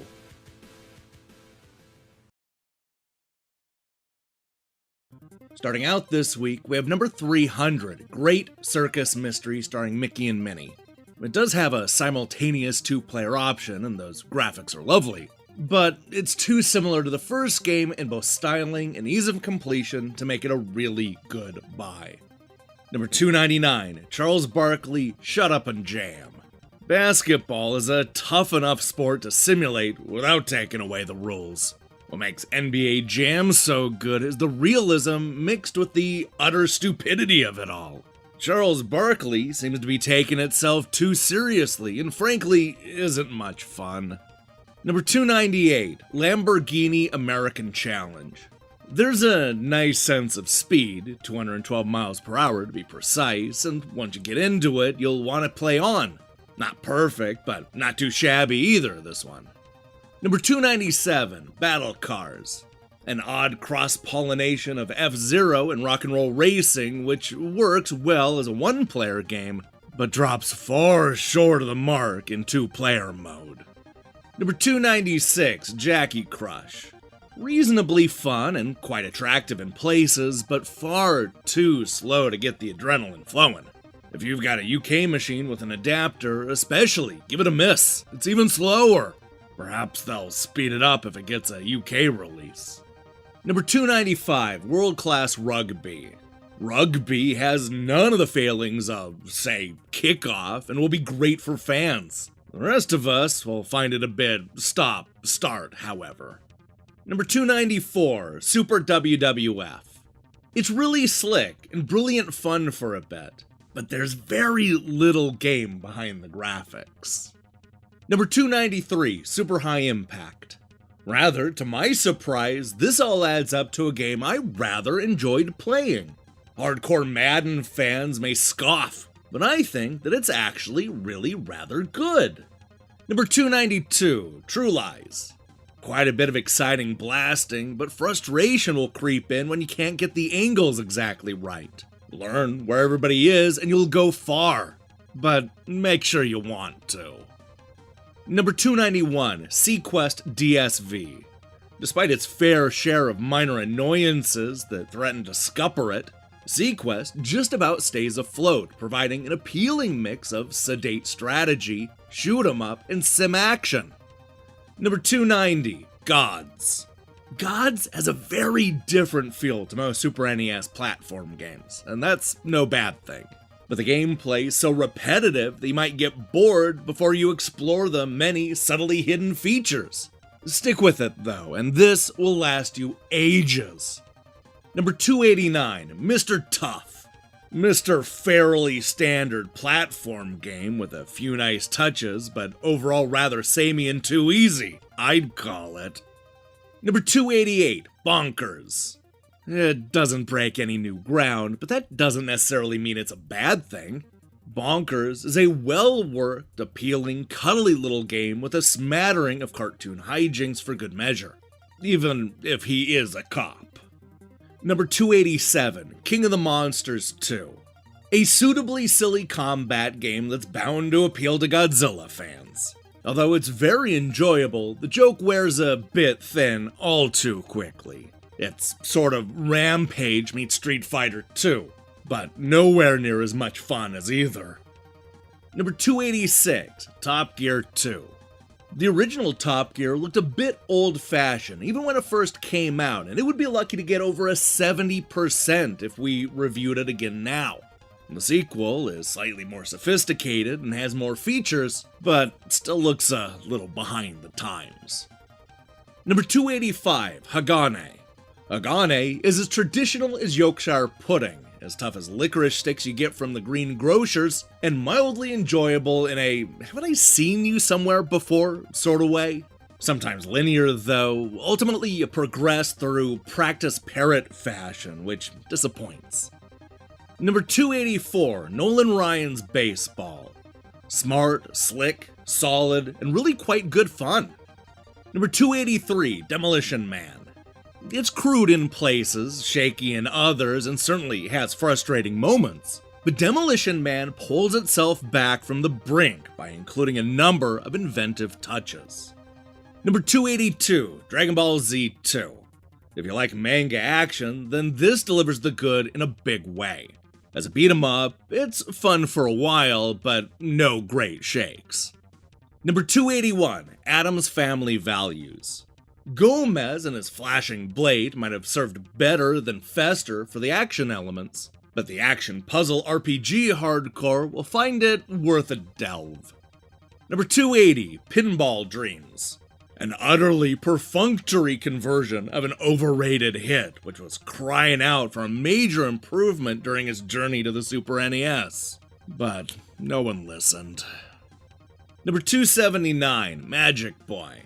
There's plenty of enjoyable moments here, albeit interspersed with a certain amount of teeth-grindingly annoying ones. Overall, though, not bad at all. Number 278, Prime Goal. Lots of J-League flavor, and it plays a great game of footy, but the inexplicable lack of speed will spoil it for most people.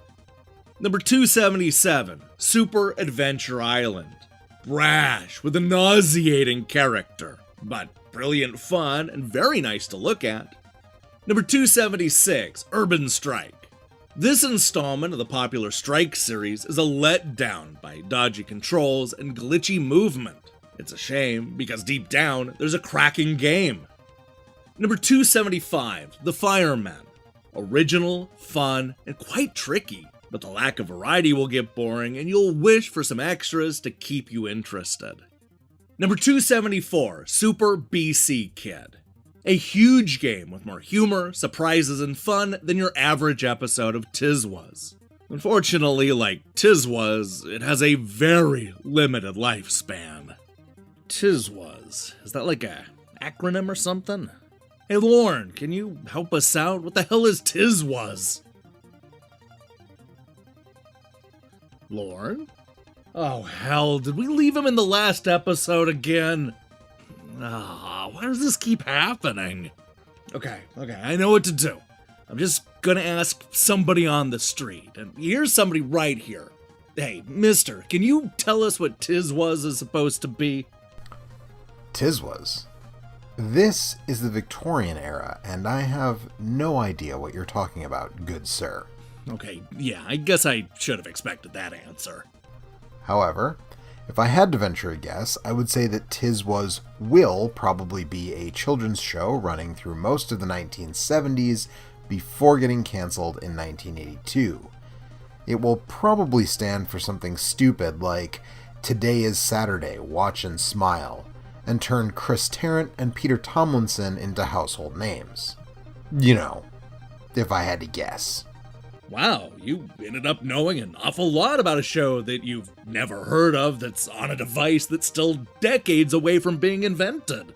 Huh, color me impressed. But hang on a second, shouldn't you have a British accent? I mean, did people not have accents back in the day? Ugh, I'm so confused.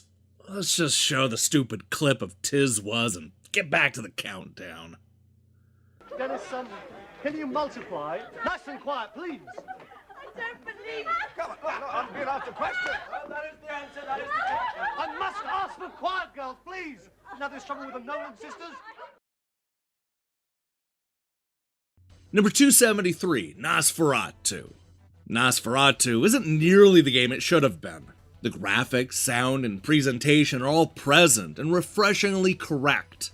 Absent? Fresh gameplay ideas, responsiveness, and rewarding gameplay. It's doubtless that some will still enjoy it, though.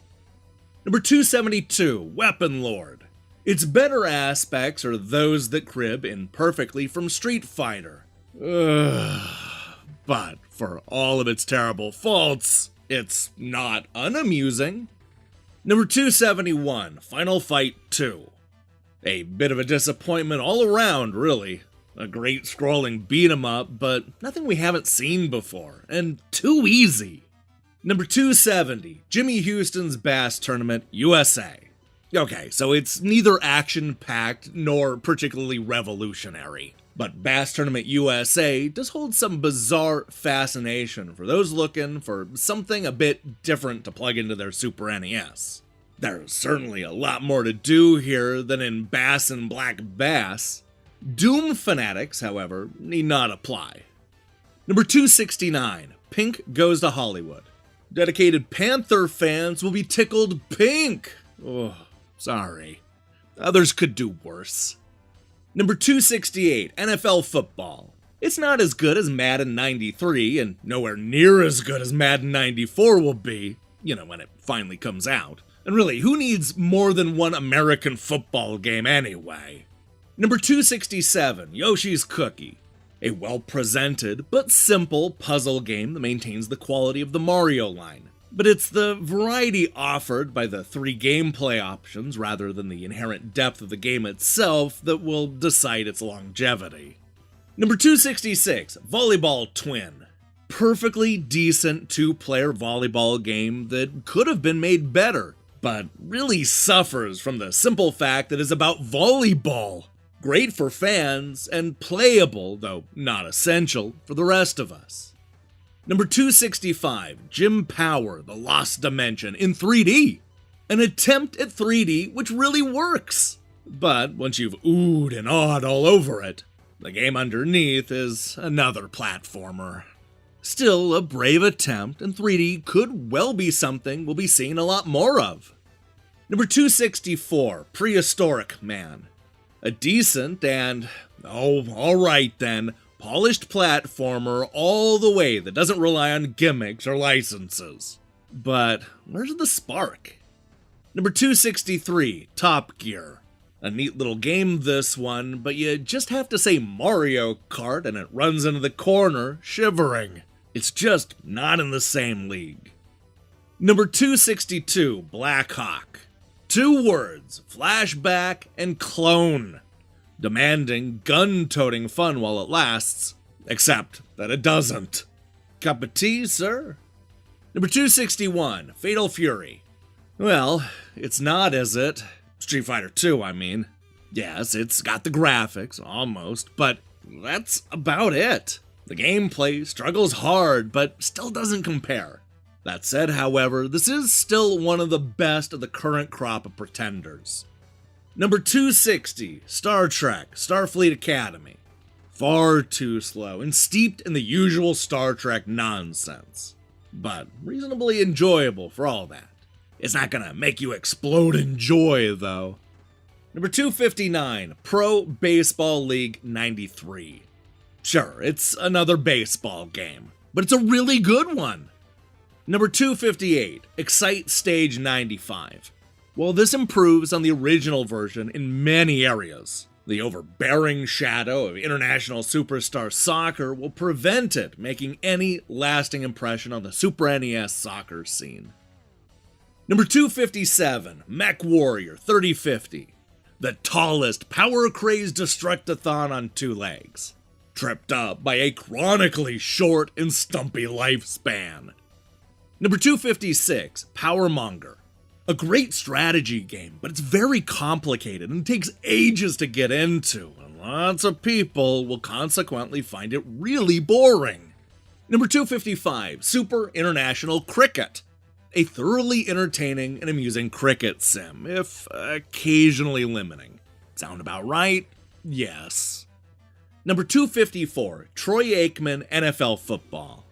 It looks pretty manky, but plays well enough, but it's a bit too complex for US footy novices. Number 253, Young Merlin. Young Merlin's enjoyable, but not engrossing. It's big, but you won't get lost. It's puzzly, but rarely brain-wrecking. It's fun, but not big fun. It's average. Number 252, World Heroes. Well, it's alright in itself, if a pretty disgraceful ripoff of somebody else's idea, but you'd have to be completely bonkers to buy it. And finally, number 251, Dirt Tracks FX. If Sculptured had put as much effort into the making of the game as they did making the admittedly excellent use of the Super FX chip, then Dirt Tracks FX would be a stormer. As it is, it falls a fair way short.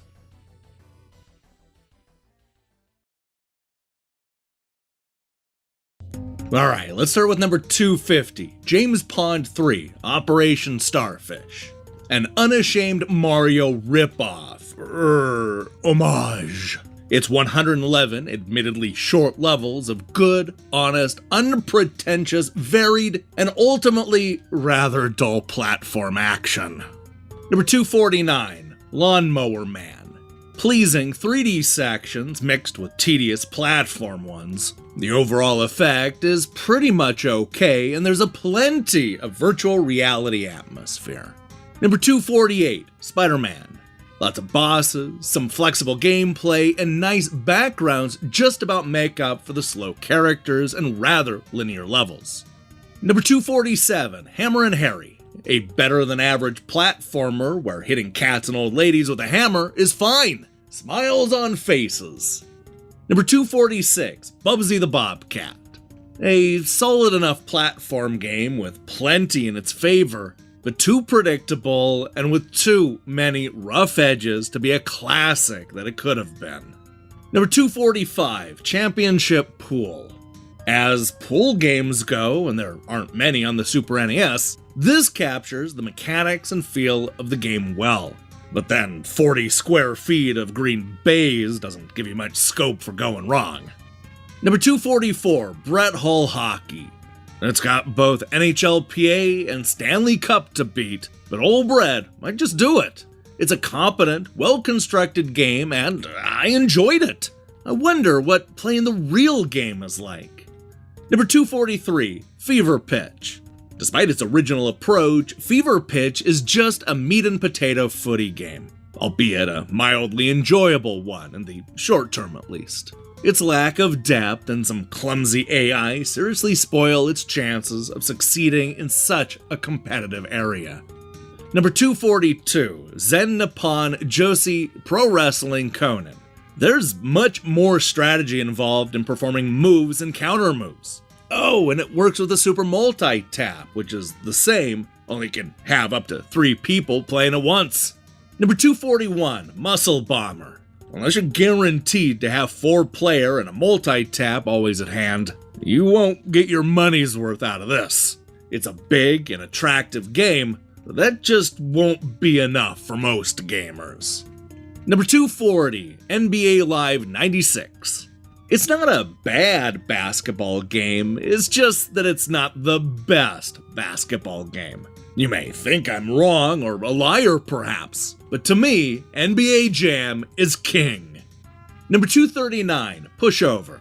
Very well designed and coded, and very absorbing too. The snag is that once you've solved all the puzzles, that's it. This'll take ages though.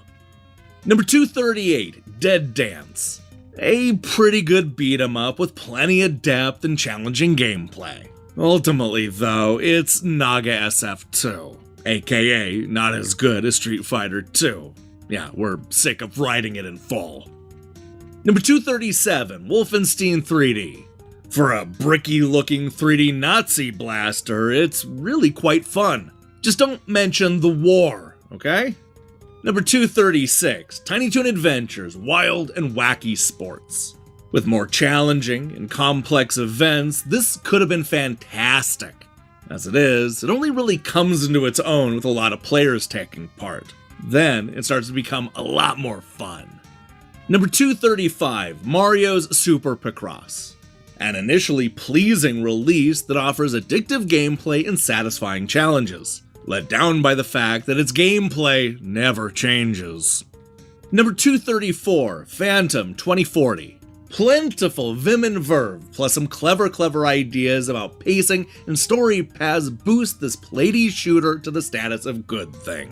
And a cheer for the Phantom, who truly is the supplest hero of 1995. Number 233, Skyblazer.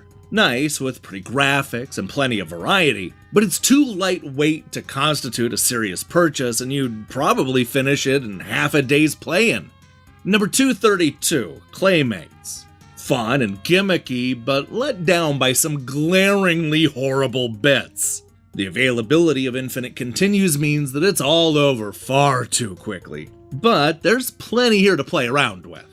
Number 231, College Slam. It's a cliche, but if you already own one of the NBA Jam titles, you'd be advised not to consider this. If not, then in gameplay terms, College Slam certainly improves on the Jam formula, but suffers from the lack of recognizable faces on court. Then again, how many basketball players can you name? Bonkers and far too addictive in multiplayer mode, but hardly original. Number 230, WWF Royal Rumble. Think carefully before spending money on it, because it's shallow stuff, but this is the best WWF game imaginable and very amusing. Number 229, Super James Pond. The transition from Amiga to Super NES is a journey fraught with perils, but Super James Pond has managed it just swimmingly. Number 228, NHL Stanley Cup. It's not the screaming shot into the roof of the net, which is NHLPA. It's more of a glancing deflection between the keeper's legs. A goal all the same, though. Number 227, Raccoon Rascal.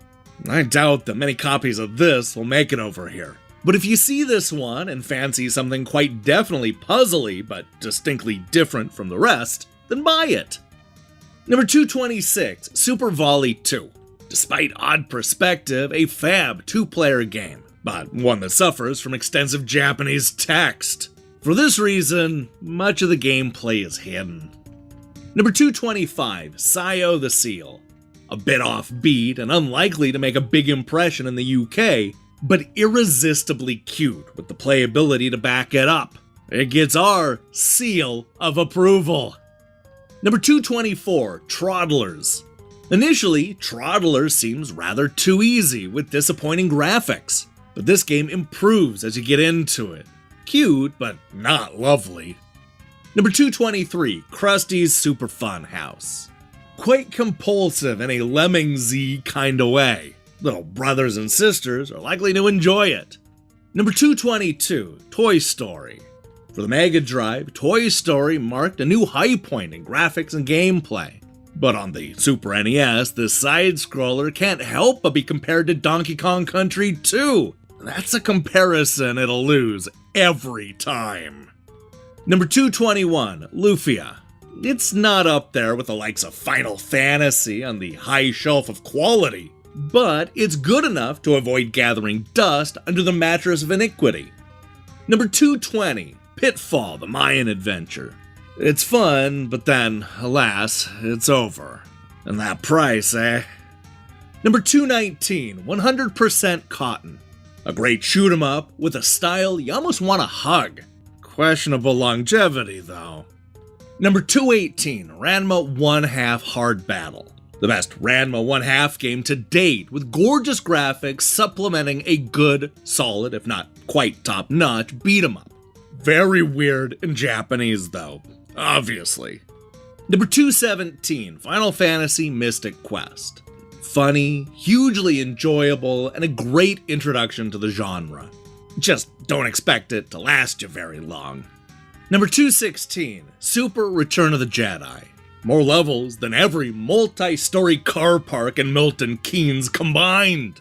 It's a pity that most of them are run-of-the-mill platform fodder, interspersed with the occasional Mode 7 workout. Polished, but essentially repetitive and all too familiar. That's an oddly specific reference. Hey Lorne, does Milton Keynes have a lot of car parks? But, are you kidding me? Milton Keynes is a multi-story car park in of itself comprised of many tiny multi-story car parks comprised of yet more multi-story car parks. Oh, that sounds delightful. I love a good parking lot. Never seen anywhere like it. Central Milton Keynes. Never been anywhere like it. Central Milton Keynes. Come shopping at Central Milton Keynes, where your favourite stores are all under one roof, where the parking's free and there's the biggest new department store for close on 50 miles. Central Milton Keynes. Shopping as it should be. Junction 14 off the M1. Number 215, Fatal Fury 2. Not very fatal and certainly not furious, but it has its moments. As you can guess, it's Naga SF2. aka not as good as Street Fighter II, a handy abbreviation invented by Jonathan Davies for just such an occasion. We'll be using it again soon, I dare say. Number 214, Mega Man 7. Mega Man 7's the logical 16-bit extension of the 8-bit series, with prettier graphics and a more accomplished soundtrack. It's just a pity the gameplay didn't get the same overhaul. Number 213, Rampart. As a one-player game, this is merely okay, but in two-player mode, it really motors. Number 212, Kiki Kai Kai 2. A perfect example of the it's great while it lasts type. I'd recommend it to the Jap-styling fans though, they'll adore every minute. Number 211, Castlevania Vampire's Kiss. Not what Castlevania fans will necessarily expect, or even feel they deserve, but a solid addition to a very fine series of games nevertheless. Number 210, Devil's Course. Just as playable as Pebble Beach and Chums, but with a really bizarre set of holes to play on. Lots of fun, but not necessarily the first choice if you're going after a golf game. Number 209, The Smurfs. This is simply a good, well-rounded platform game which will appeal to platform game fans that'll enjoy a stiff challenge. Number 208, Amazing Tennis. Extremely polished and enjoyable tennis game, featuring an unrivaled 3D effect, though suffering from restrictive viewpoints and simplistic gameplay. Super Tennis is still the champ. Number 207, Metal Marines. An attractive title which blends challenge, playability, and good old-fashioned smash the opponent faction to bits fun. I like it. Number 206, Namcot Open. Yup, this is a good golf game indeed. The ball moves around realistically, and the holes are entertainingly varied, and there's only one course, as usual. Number 205, Soccer Shootout. It's a tad rough around the edges, but as a pure arcade-style kickabout, Soccer Shootout is the best example we've seen yet. Number 204, World Masters Golf. By no means perfect, but wholly entertaining. And probably your best bet golf-wise on the Super NES. Number 203, Choplifter 3. Like a whiff of something that you, haven't smelt in years. Choplifter 3 is a nostalgia trip well worth considering. Number 202, First Samurai. No stunner to look at, but underneath it's a finely tuned adventure / slice 'em up with a weekish of playing potential. And finally, number 201, Kid Clown in Crazy Chase. It looks marvelous and is packed with great gags, but it's too short and the restart business is a right pain in the bum. Wow, that was another great episode, Cyril. You're doing a really good job on this series. Oh, hey, thanks, Lord. That actually means a lot. Look, I know you wanted to host this series and haven't felt appreciated. You did leave me behind. Twice, I guess. But I just want to say that I like having you on the show, and so does the audience. It just isn't the same when you're not here. Well, that's proper nice of you, Cyril. Say, do you think you can help a brother out? Maybe as a way to make up for the whole hosting thing? It would really mean a lot to me. Sure, absolutely. Anything you need. I'm glad you said that, because I need you to return this advent calendar to the Buckingham Palace gift shop. It's urgent, and time is not on our side. An advent calendar? But aren't there just like a handful of days before Christmas? Cyril, hurry. This is urgent. We don't have a moment to spare. Oh, okay. I guess I'll just head over there right now. Brilliant. I'll be waiting just over here for you to get back. Now, go on, get out of here. This absolutely cannot wait. Now with Cyril gone, I can finally enact my plan to take over Superplay's top 600. It's mine, I tell you. All mine.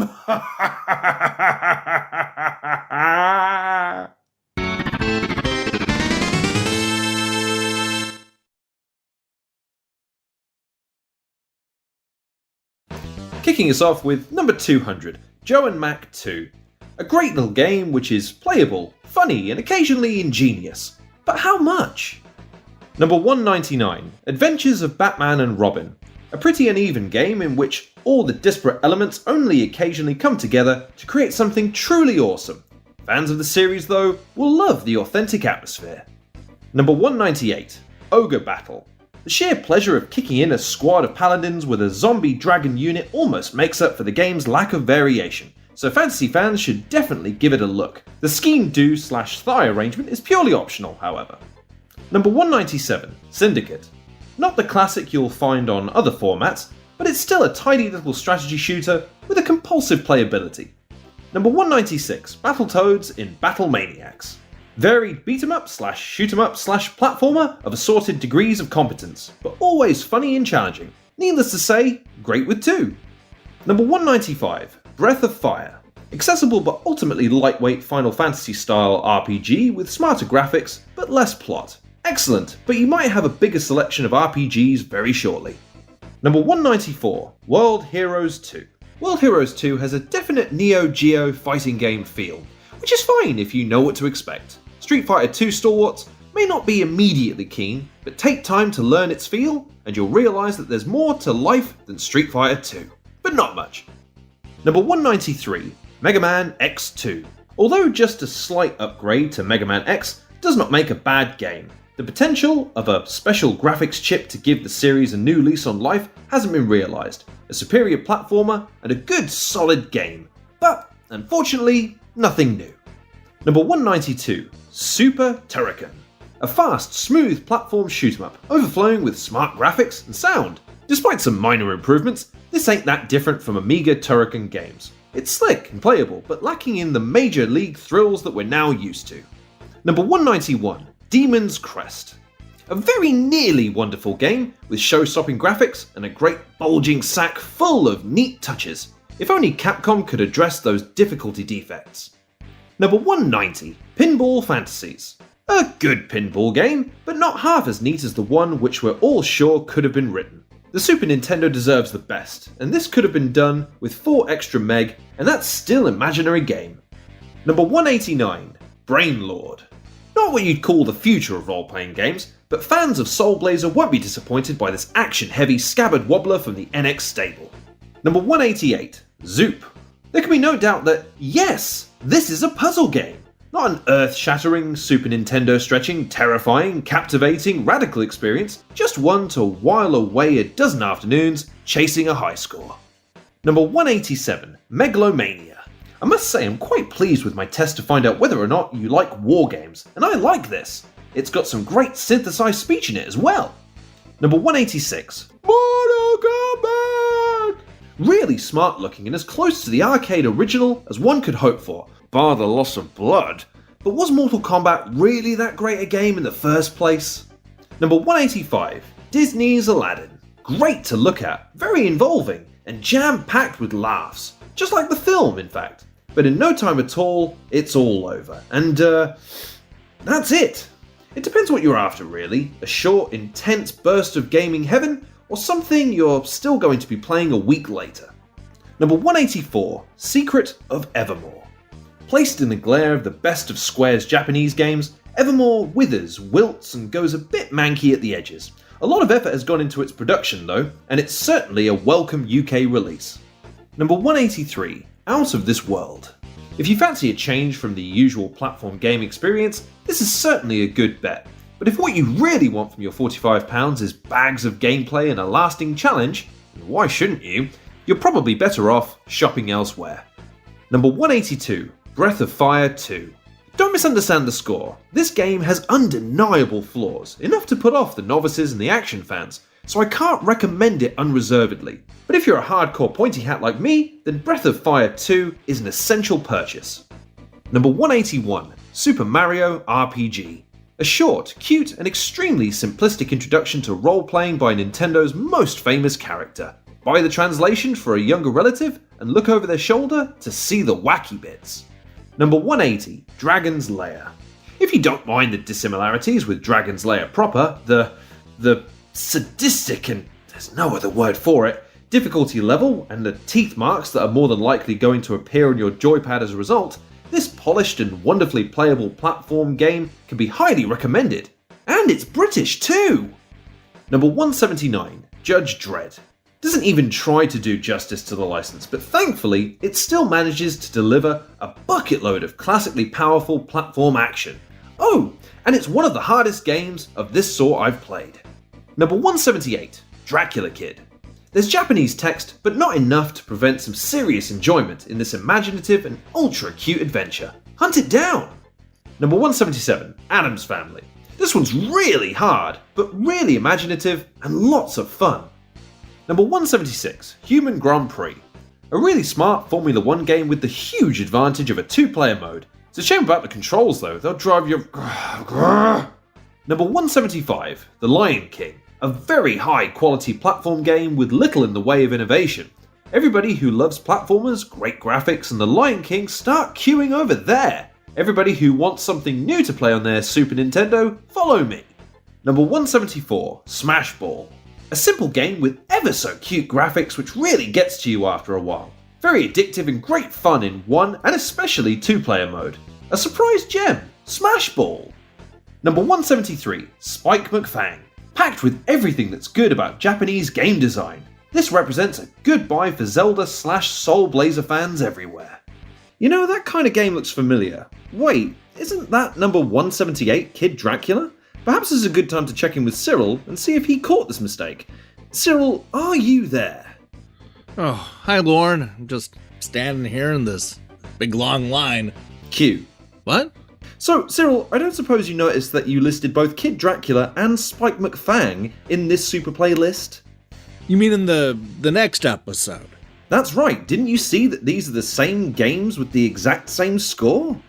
Oh, hang on, those aren't the same game. Kid Dracula was a Game Boy game from Konami, and isn't the Twisted Tales of Spike McFang from, like, Bulletproof Software? Oh, wait a second, hold on. Oh, I know what happened. You see, when Superplay first reviewed the Japanese game in issue 10, they called it Dracula Kid, which is not the actual name. I guess I just didn't notice that they also listed Spike McFang when I finalized the list. I should have caught that. You're right. But you know, that completely throws the countdown off. If people actually want to be accurate, now they'll need to subtract one from every single score. That sounds like a real hassle. Well, I mean, it doesn't really throw the whole thing off. I'm sure people won't mind. I mean, I just apologized for getting the Ranma 1/2 games wrong last episode, and everybody loved the honesty. They were all for it. I'm sure they'll understand how I could include both Spike McFang and Dracula Kid, thinking that they were two completely different games. It really is an innocent mistake. I mean, you already got caught lying about there being 600 games, and now we find out that there aren't even 594. What kind of show are you running here? And let's not forget, you have Spike McFang at 173 and Kid Dracula at 178. They're the same game, the exact same game. It's almost as if you're numbering it completely arbitrarily. How is anybody supposed to trust you, Cyril? Now hold on here, let's not go overboard. Look, I'll admit I should have double-checked Dracula Kid, but come on. Is it really going to ruin people's enjoyment of Superplay's Top 600? Well, if I were you, I would cancel the whole thing and start from scratch. You owe it to the audience. In fact, now that I'm in control, I might just do that. We'll go all the way back to the beginning and count down Superplay's top 593. And we're not even going to round up, because that's for boomers. You'll see. You'll all see. What do you mean by now that I'm in control? Oh, nothing. I'll let you get back to standing in your queue, or line as you Americans would say. I'll be here when you get back. Wait. Now then, what happens next? Oh, that's right, I toss it to a funny video and then it's back to the list. So, here's the funny video. Anytime now. Did I not set it up properly? Or say the right words? Well, this is awkward.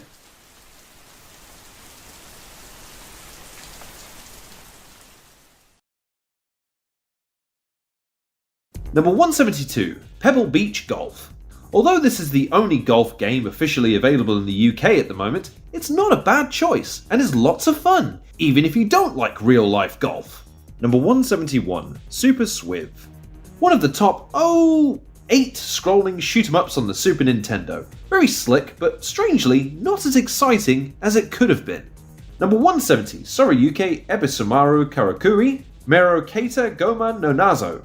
While its format shows signs of age, Goemon 4 nevertheless provides the avid game fan with an Aladdin's cave of only in Japan video gaming. If you see it and you're feeling particularly adventurous, all its text is in Japanese, pick it up. Number 169, The Jungle Book. Big, bouncy and beautiful version of done the man cub and his jungle chums proud. Number 168, Donkey Kong Country 2. A better game than Donkey Kong Country, rougher at the edges, but with a little more depth of gameplay and fewer pointless frills. A fact that surprises me as much as you, I'm sure. Number 167, Ghoul Patrol. A gigantically entertaining, if small, silly gauntlet with impeccable presentation, a slightly disappointing sequel to Zombies Ate My Neighbors. The solution is elegantly simple: buy both games. Number 166, Kiki Kai Kai. Slick, lovable, very weird and enormously enjoyable. You'll never look at a raccoon in quite the same way again. Number 165, Cool Spot. Snazzy show-off platformer with a way cool character, but the fun's short-lived. If you can afford that, go ahead. Number 164, Super Family Tennis. As clean and polished looking as a tennis game can get, but Super Family Tennis lacks diverse controls and so single-player thrills. As a 3 or 4 player super multi-tap game, it's a treat however. Number 163, Adventures of Mighty Max. Sony could have easily rush-released a load of old tat to ride on the recent wave of hype surrounding Mighty Max, but they didn't. They thought about it and came up with a strategy platformer better than anyone expected. Number 162, Dinosaurs. Dinosaurs is an utterly fabulous game and probably the best looking and most imaginative platformer of the system. If it wasn't so easy, it might even, and we've got to be careful here, have knocked Mario off his perch. Number 161, Exhaust Heat 2. Good looking and fast, F-Zero lookalike that requires a bit of getting into at first. No 2-player option, but it's still good fun. Number 160, Irem Skins Game. There are lots of really good golf games on the Super Nintendo, but this is probably the best of them. It's really slick and has a great golfing atmosphere, but it's a shame there's only one course. Number 159, Jungle Strike. Desert Strike again, but more so. Which means it's not worth buying in addition to Desert Strike, but it is certainly the game to get instead of it. Number 158, Alfred Chicken. Just when you think you've had your fill, Alfred Chicken makes the platformula worth playing again. Number 157, King Arthur's World. The controls are a total nightmare, and the presentation isn't great, but otherwise, this is an absorbing and extremely addictive little game. Keep an eye out for it. Number 156, F1 Pole Position. It's fast, it's fun, and you'll keep playing it for ages. F1 Pole Position is best played against another human, but enjoyable anyway. Come on, software publishers, let this be the last word in Mode 7 racing games. Number 155, Bulls vs Blazers. Another good basketball game. This one's not the slickest, but it's perhaps the most challenging and realistic game. Number 154, Euro Soccer Champ. A strange game, the rules don't help and the music wouldn't get past even Eurovision judges, but as it stands, it's the best kind around at the moment, and jolly good fun too. Number 153, Micro Machines. A little game with poor graphics, pipey, rather crap sound, and not a great deal to it. But play it once and you'll be hooked. Micro Machines is fun, you see, something other games have forgotten about. Fun, bloody fun. Number 152, Super Tetris and Bombless. Playing Tetris on a Super Nintendo is a bit like driving to Sainsbury's in a Lamborghini, but Tetris is Tetris, and this version is just as addictive as any other. And finally, number 151, RD Lightfoot. A neat game with great cartoon-style graphics. There isn't quite enough here for the seasoned game player, but as a my first platform game, it's got everything. So, what did we learn this week? Well, we learned that putting one of these Superplay episodes together is not as easy as Cyril makes it look. I also learned that Superplay will sometimes just give up on a review. Take Human Grand Prix as an example. They couldn't even be bothered to say they'll drive you round the bend before getting so frustrated that they quit the review. And that's not even the first time. They were constantly doing that in the first few episodes. How are we this late in the series and Superplay is still that frustrating? There's no satisfying Jonathan Davis. And that brings me to my next point. Hey, what do you think you're doing? Oh, you're back so soon. Did you get the refund? Never mind the advent calendar. I rushed back when you were talking about taking over the show. Did you just do episode 9 without me? Well, Lauren, did you just take over the show? Look, it's not fair that you're hosting the show. It's a British magazine. It shouldn't be hosted by an American. It's just wrong. It's sordid and dirty and wrong. This show needs me. What? No, get out of here with that. This is my show, and I want to be the one that counts down the final Super NES games. Get out of here. And here's your stupid advent calendar. Let's start with number 150, Michael Jordan in Chaos in the Windy City. A high-quality platform game hidden under a bizarre plot and a great deal of licensing. A pretty rare thing these days, and all the more laudable for it. Hooray! Number 149, Jiku Oshibari Parodius. As slick as ever, and truly funny in bits, but nothing innovative. Just the same timeless blasting gameplay we all know and love. Number 148, John Madden 93. An improvement over the original John Madden game, though mostly it's through cosmetic differences. Not quite as good as it could have been, mind you, and probably not quite as good as the Mega Drive version, though that's a matter of opinion. But still, an excellent American football game that's unquestionably the best on the SNES. Hooray for Electronic Arts! Number 147, Jurassic Park 2. A brilliant intro level leads you into a tough, varied game with a shade too much standard platforminess to make it a classic. But stay with it, because not only will you be a better gamer, but you also have a lot of fun.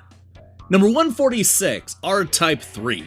A bit of a hackneyed theme, I know, but it's a very polished presentation with some great frantic action and enough challenge to keep even hardened veterans of the shoot-em-ups blasting for quite a while. Even if you got Super R-Type, play this! It's been improved to make a more satisfying blast. Number 145, Out to Lunch. It's fun, it's big, and there are a lot of ways of approaching it. Out to Lunch is a competent game that contains enough clever animation and characterization to make it rise above the rest of the crowd, take a bow, and regain its seat gracefully. Number 144, Pack-in-Time. If your faith in platformers needs reaffirming, try Pack-in-Time. It's one of the most playable and polished examples available. Number 143, WWF Raw. Bigger, better, more. That's what you get here, but at a price. Royal Rumble owners should have to go first, but other Grapple fans should suplex their wallet onto the counter and start the count.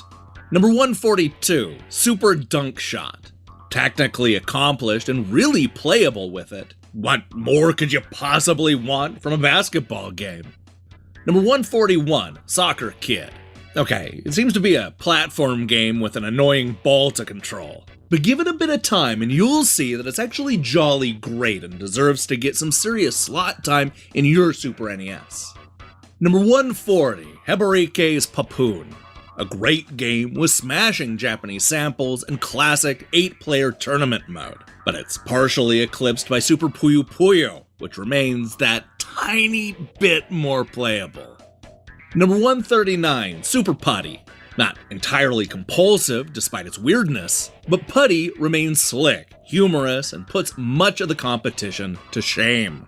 Number 138, Poppin' Twinbee. A great-looking shoot-em-up with imaginative backdrops and absolutely gorgeous sprites. Like X-Lay, another Konami game, it features some, but not really enough, enjoyable gameplay, but ultimately lacks fast-paced excitement and, on some of the easy levels at least, challenge. We defy anyone to resist its appeal, though. Number 137, NBA Live 95. Not an NBA Jam clone, and a jolly good basketball game. You'll need to know your hoops if you're gonna stand a chance of getting the best out of it. Number 136, WWF WrestleMania. With only 6 players, this does tend to get repetitive, even with all the options on offer. But it's still a graphical achievement and very funny. Into the bargain. Number 135, Puzzle Bobble. Not quite up there with Tetris and Puyo Puyo, but a great little puzzle game nonetheless, especially with 2 players taking part. Number 134, The Lost Vikings. A slow, plodding game, and one that many people will hate. But if you're the puzzly sort, prepare to put in the brain work. It's, Viking brilliant. Number 133, Madden NFL 95. Pretty much the same as Madden 94. The changes are minimal, which still means that it's good. Number 132, Arrow the Acrobat. A strange one, but once you give it a chance, you'll be hooked. Arrow handles well, and you'll learn to live with the tricky but cavernous early levels. What puts this in the very good league is its sheer size and variety. Just when you're bored with the game type, it's gone, and there's something new there. So, Arrow the Acrobat is a good chap in my book. Number 131, Ninja Warriors. Despite its modern ninja-ness, it's got an old-fashioned feel. But as the game is done well, Ninja Warriors is worth checking out. Number 130, FIFA 96. FIFA was beginning to look bad and dated, and true enough, 96 looks and feels much more like a modern game. But despite some improvements, the same problems as before, like over-inertial players for starters, still leave it in the chasing pack behind International Superstar Soccer. Number 129, Samurai Showdown. A jolly good beat-em-up, but you'll want more for your money, and then you'll wonder if there isn't more hiding behind the vastness of the 32 megs. Still, it's fast, different, and packed with moves, combos, and weirdness. Wealthy fighting fans, here you go! Number 128, Alien 3. Nice graphics and clever animation helped make Alien 3 both an enjoyable game and a splendid rendition of the film. Hurrah! Number 127, Super Smash TV. Not for the squeamish, or those who like to put a bit of thought into their shooting. Be warned though, it can eventually become monotonous, and the bosses are unreasonably tough. Number 126, Super Turrican 2. It's a bit like the new Elastica album. Forget originality, enjoy loads of old cliches done with energy and style. Short-lived, but intense gaming action. Ugh, is this a review of Super Turrican 2 or the new Elastica album? Hey Lorne, what do you know about Elastica? Oh yeah, throw it to the British guy after you usurped his position and took everything he built. Classic Yank behaviour. I tell you what, why don't you tell everyone about it? You know what? That's actually a fair point. In fact, I'm probably better to talk about this anyway because I actually own that Elastica album. It's their self-titled LP from 1995, the one that has what is easily their biggest hit, Connection. But just because they were a one-hit wonder over here in the States, they actually had a couple of popular singles in the UK. I actually prefer their song Line Up, which sounds a lot like a rough Blur B-side. And while this review regs on the old cliches and short length, I'm here to argue that their 1995 album still holds up. No, seriously, go back and listen to it. It's way better than what I'm hearing on the radio these days. Let's talk about the single, Stutter. Can you sort of like remember when, you'd sort of recorded it and you finished it, it'd all been sort of like done? I mean, that sort of like feeling that you all got when you heard it back, completely finished for the first time. Nightmare. 8 o'clock in the morning, thinking this is just a shit song and it just sounds terrible. Number 125, SimCity. This probably isn't the most technically accomplished game around, but it's definitely the one that'll keep you from going to bed for longest. Surprisingly user-friendly, too. Number 124, Teenage Mutant Ninja Turtles 4, Turtles in Time. Turtles fans will really adore this. Others will regard it as a competent, smart-looking, but thin beat-em-up that might not last very long. Actually, both would be right. Number 123, Killer Instinct. Not arcade perfect, of course not, but a conversion that totally captures the essence of the original. Killer Instinct is surely the last word in side-on beat-em-ups. Number 122, Nigel Mansell F1 Challenge. The best Formula 1 game on the Super NES. But while it does what it does extremely well, it's a teeny bit straight-laced. High on thrills, low on frills. Just about sums it up. Number 121, Fighter's History. Others will trounce this for being overtly derivative, but that's exactly why it's such a damn fine game. Can't wait for Super Street Fighter 2? Already got Turtles? Well, have a look at this. Number 120, Clay Fighter. Clay Fighter has got the best soundtrack of any fighting game ever. There's loads of speech and marvelous effects. The graphics, too, are unlike anything ever seen before in a combat game. But the playability can't quite live up to the incredible looks and sounds. Still, it is fun, and although the humor wears off, it's a fab game with some real depth to it. Number 119, NBA Give and Go. It's arcade action all the way. For real-world accuracy, go to NBA Live 96, but in pure fun-to-play terms, this game really gives NBA Jam a run for its money. Number 111, PGA Tour 96. Lots of options, plenty of holes, and a steep learning curve make it a top-notch simulation. Number 117, Populous. This is an all-time computer classic. Relaxing, impossibly compulsive, and nice to look at, too. But be prepared for things to get tough later on, and frustration to set in when you start losing. Number 116, Unirally. Unirally is better than it looks, but it's a quirky game, and will appeal to the sorts of people who love shaving hundredths of a second off their best times. I mean, possibly Super Mario Kart fans. Number 115, Magical Drop. A brilliantly enjoyable puzzle game. It's immense fun in one-player mode because you can just keep it going and going. It takes 10 minutes to get the basics and days to discover the finer points of creating and setting these opponent-hurting chain reactions. Magical Drop is a must for competitive puzzle fans. Number 114, Mortal Kombat 3. A well-balanced fighting game, faithfully recreating the coin-op original in gameplay. But one which would have benefited from some more attention in the presentation department.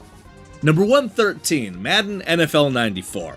At last, an American football game on the Super Nintendo that's worth buying. So, go out and buy it. Number 112, Shadowrun. If you can cope with the size and cerebral nature of the puzzles, then Shadowrun is a very playable and enjoyable game. Number 111, 2020 Super Baseball. 85% for a baseball game? That's outrageous! Well, it would be if 2020 Super Baseball wasn't the slick, challenging, and hugely enjoyable game that it is. Fabulous with 2 players, this isn't baseball as you know it. We've got a great Neo Geo conversion at last. Number 110, Axlay. Graphically awesome. But even Axlay's greatest fans will have to admit that gameplay-wise, the whole thing is just a little thin. A really nice game to have, though. Number 109, Earthworm Jim 2. Even more laugh-filled than the first game, and not a single runaway minecart in sight. If you've got loads of spare money, definitely buy a copy. Number 108, Super Ghouls and Ghosts. A top-class platform game only spoiled by a high difficulty level and awkward game structure. Number 107, Kirby's T-Shot. Puzzly, cute golf battling? It's more promising than it sounds. Once you get into Kirby's little world, you'll find that it's more absorbing than you might imagine. And it's got a great 2-player mode too. Number 106, Side Pocket. Oh, did I mention the great selection of cocktail lounge tunes? There, I'm mentioning them now. And Side Pockets is even better because of them. Consider it and prepare to be tempted. Number 105, Super Morph. An intriguing idea and an utterly compelling one at that. For puzzle-oriented platform fun, don't let Morph slip you by. Number 104, Super NBA Basketball. The flat side-on viewpoint works very well in this slickly animated, very accurate, and real-life statistic-packed basketball game. But well worth considering for the rest of us, too. Number 103, Utopia. They've had a nice idea and made a nice Super Nintendo game out of it. Utopia requires concentration and common sense rather than reaction, but you'll still get excited. It's a classy game and guaranteed to keep you up after your bedtime. Number 102, Tetris Battle Gaiden. An idea which held as much potential as Mario Fighter. Thankfully, Bulletproof Software were on hand to propagate a slickly seedling into a rare rose. Or something. And finally, number 101, Lemmings. Like a little world of its own inside of a cartridge. A real investment.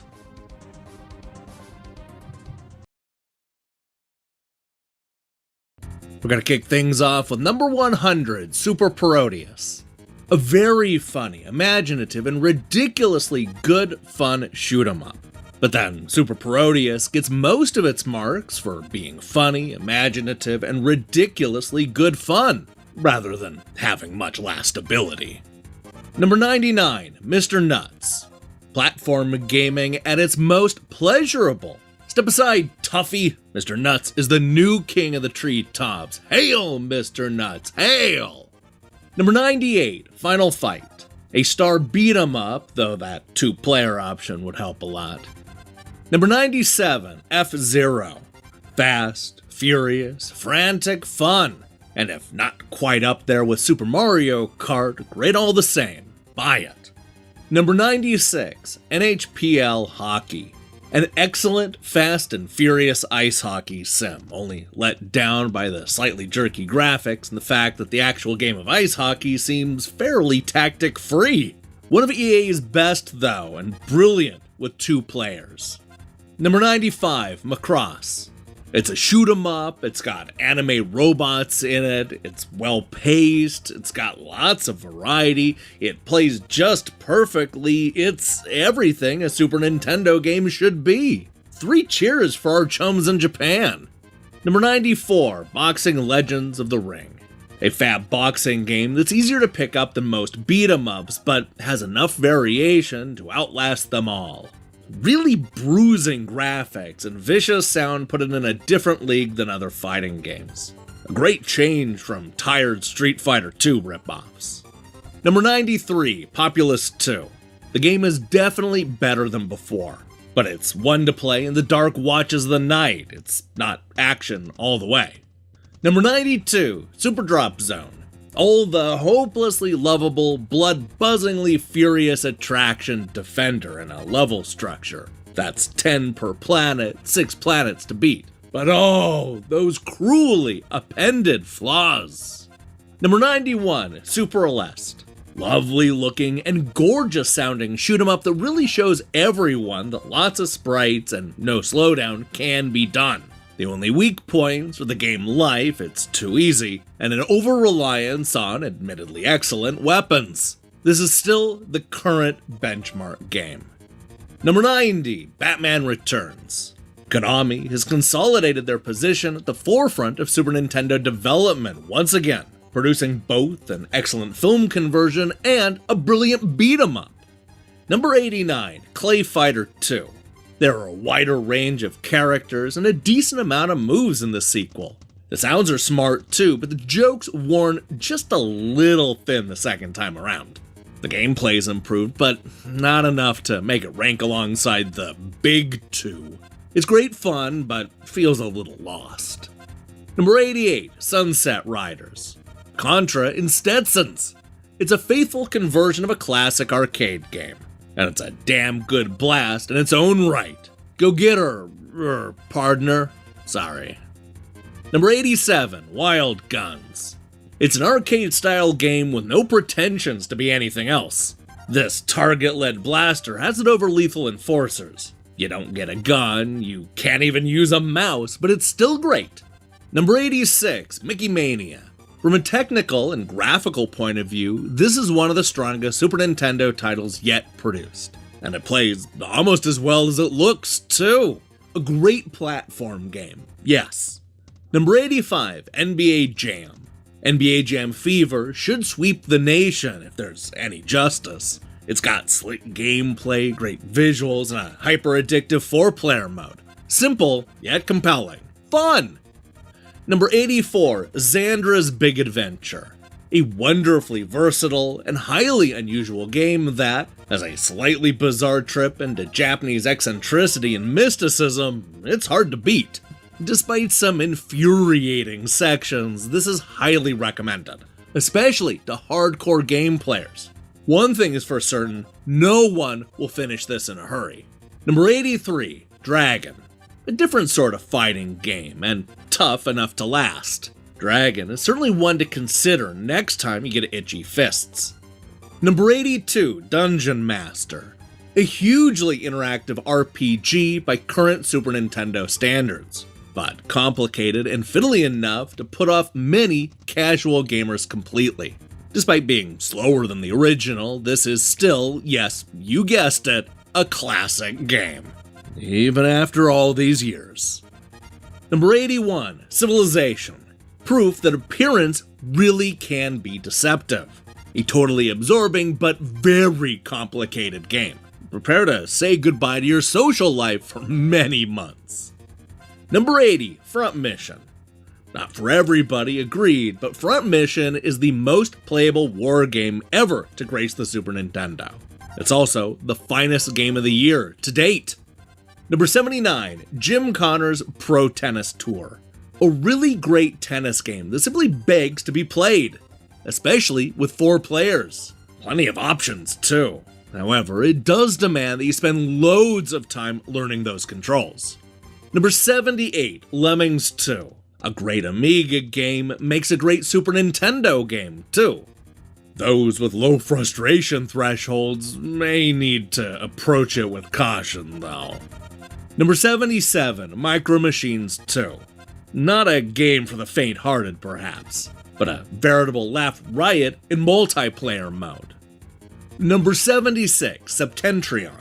Original isn't a word you can chuck around liberally when talking about most Super Nintendo games, but Septentrion really is. In fact, despite its inspiration, buying this would be no disaster. Only if you can put up with the Japanese text. Number 75, Rock and Roll Racing. A perfect blend of racing thrills, explosions, and bouncy cars with huge shock absorbers. And just the right level of silliness thrown in for good measure.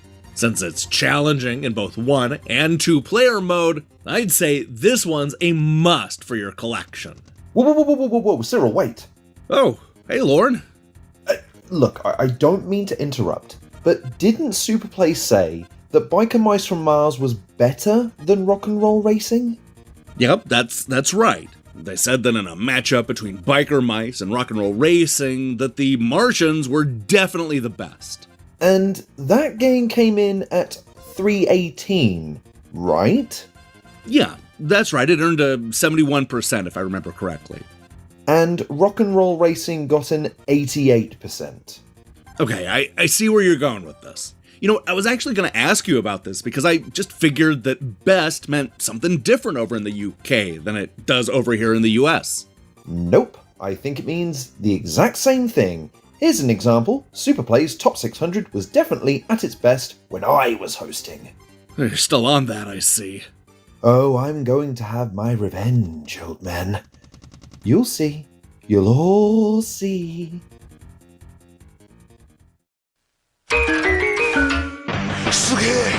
It's about to blow! Rapid dominating the race! Red Rams in the first! Namco Rock and Roll Racing!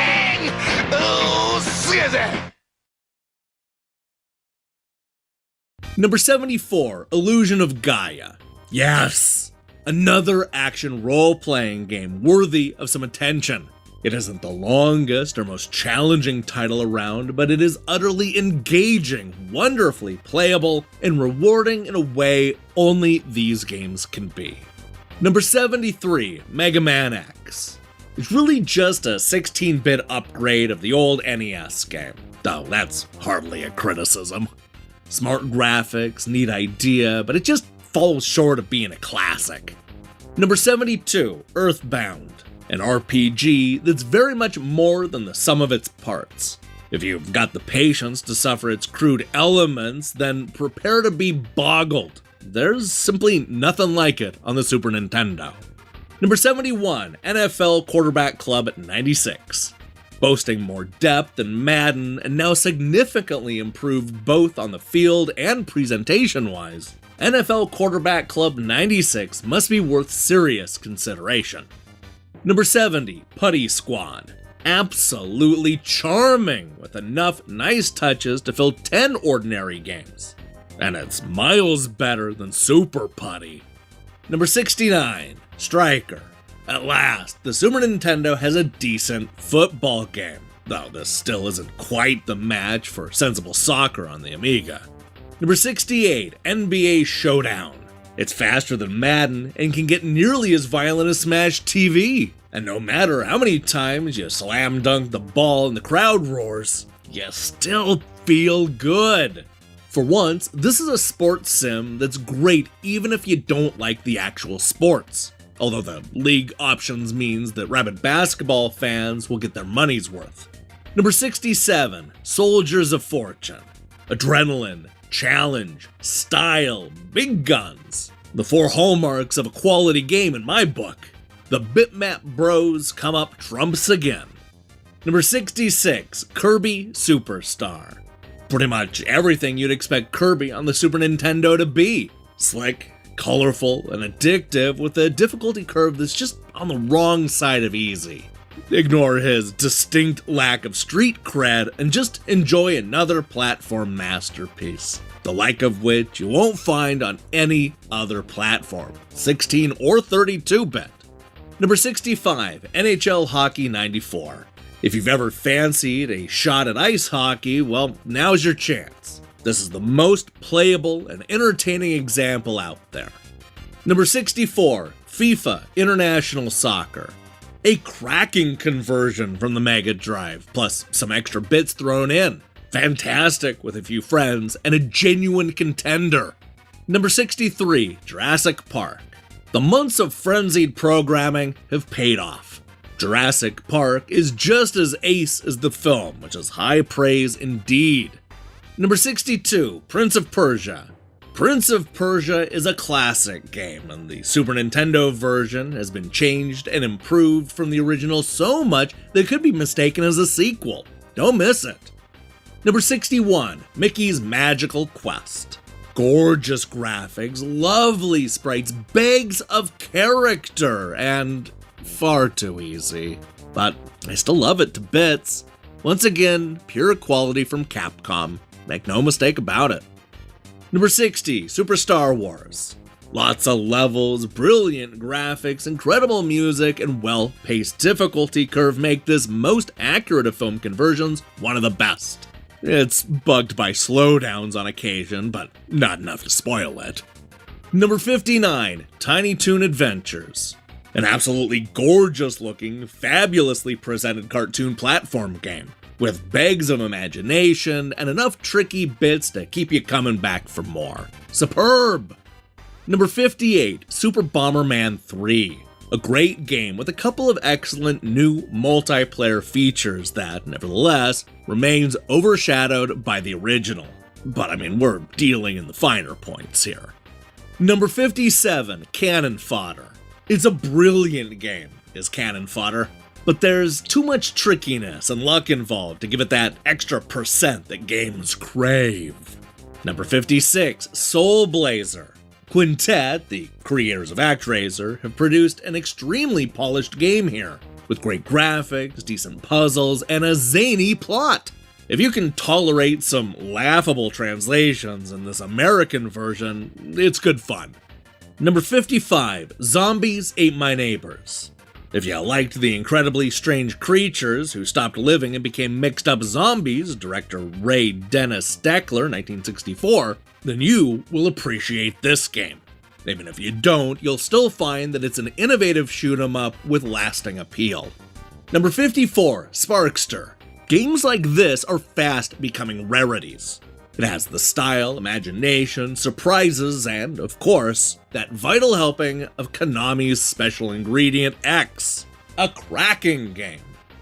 Number 53, Desert Strike.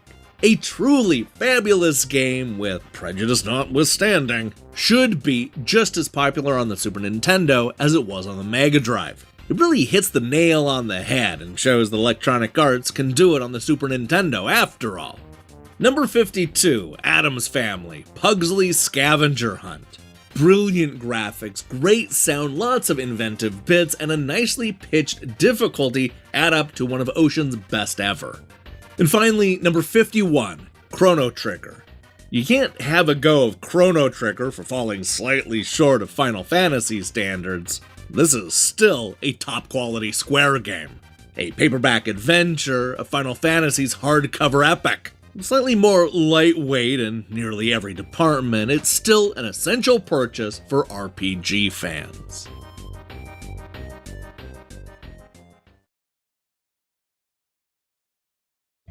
We're going to start out with number 50, Super Probotector, an explosive shoot 'em up that wouldn't be possible on any other system. Fab!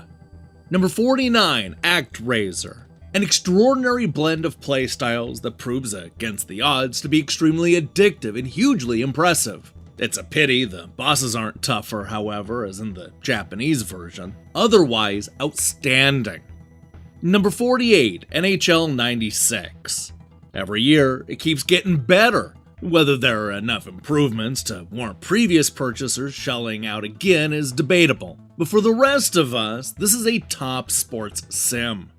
Number 47, Solstice 2, Equinox. If you can cope with its faults, and they are copable with, Solstice 2 is an extremely enjoyable arcade adventure with lovely graphics, brilliant sound, and some progressively involving and addictive gameplay. Highly recommended. Number 46, Vortex. More chippage would have led to an even bigger and thus better game, but it's difficult to fault what's here. Vortex boasts marvelous 3D with only the tiniest time lag as you play, as well as incredible surround sound. It's great fun once you master it. Number 45, Legend of the Mystical Ninja. An all-time classic Super Nintendo game that we've been desperately hoping would come out in the UK. And now it has! Number 44, Panel de Pon. Brimming with options, heady with playability, and steeped in challenge, this'll turn minutes into hours and hours into days. Addictive stuff. Number 43, Spectre. A simple and stunning tank combat game. With 5 modes to play, 4 of which are 2 players, it'll last as long as your Super Nintendo. Tank battles haven't been this much fun since Kursk. Number 42, Teenage Mutant Ninja Turtles Tournament Fighters. Told you I'd give it a 90%. Tournament Fighters is great fun and a worthy bedfellow to Street Fighter 2. Now, it doesn't have the polished look or feel of SF2, but get down to the shops and give it a try. Number 41, Donkey Kong Country. A fine game in its own right, and everybody who buys it will be pleased with it, but not as pleased as they might well have expected. Number 40, Legend of the Mystical Ninja 2. An utterly compelling and fantastically entertaining game that's a worthy sequel to its classic ancestor. Number 39, NBA Jam Tournament Edition. NBA Jam was good. This is better, but only due to the odd tweaks. Fans of odd tweaks would do well to give it serious hoop jamming consideration, whatever that means. Number 38, Plock. This is a feel-good game, and it's great. Even if your shelves are brimming with cute platform games, there is sure to be room for one more. Number 37, Super Punch-Out. The boxing game equivalent of Street Fighter 2. True, it doesn't have a 2-player mode, but I guarantee that what it has elsewhere is more than enough to keep you happy. Video game boxing was never this good. Number 36, Mortal Kombat 2. A real improvement over Mortal Kombat 1, and a potential classic. It's more than just blood that makes this worth a look. Hurrah! Number 35, Kickoff 3. This answers the question at the top left of the page with a resounding yes! We were skeptical at first, but this is Brillo stuff. I wonder what the question at the top left of the page was asking. Hang on, let's see if Lorne knows. Hey Lorne, are you there? Lorne? It's the series finale, where'd he run off to? Oh, here's a guy on the street, let's see if he knows what happened to Lorne. Hey, excuse me, sir, have you seen a British guy about yay tall that answers to the name Lorne? If you mean the guy in the black hat, then he just ran by yelling something about there being too many games. Too many games? Hey, aren't you the guy that I met a few episodes back in the Victorian era? How on earth did you time travel to the present day? I don't know. How did you travel back to the Victorian era? Okay, yeah, I suppose that's fair. Maybe we should leave some things unanswered. It's just strange running into you in two different time periods, though. Alright, though, I guess I'll see you around. Don't you want to know what was on that page? What? That page you were going to ask Lauren about? Even though I've never read Super Play and honestly don't even know what a video game is, I'm pretty sure the question was something like, is it really true that, contrary to all previous evidence, it is possible to produce a good side-view football game? Oh, okay, and their answer was a resounding yes. Oh, that makes sense. Wait, how'd you know that? Who are you? Cut to commercial. Stay calm. Concentrate on the screen. You are about to experience the future. Never before have you had to cope with advanced 3D graphics. 360-degree rotation. 96 levels. 32,000 colors.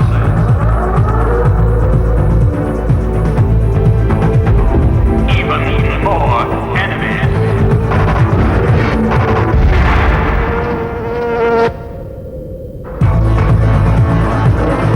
The ultimate challenge is waiting.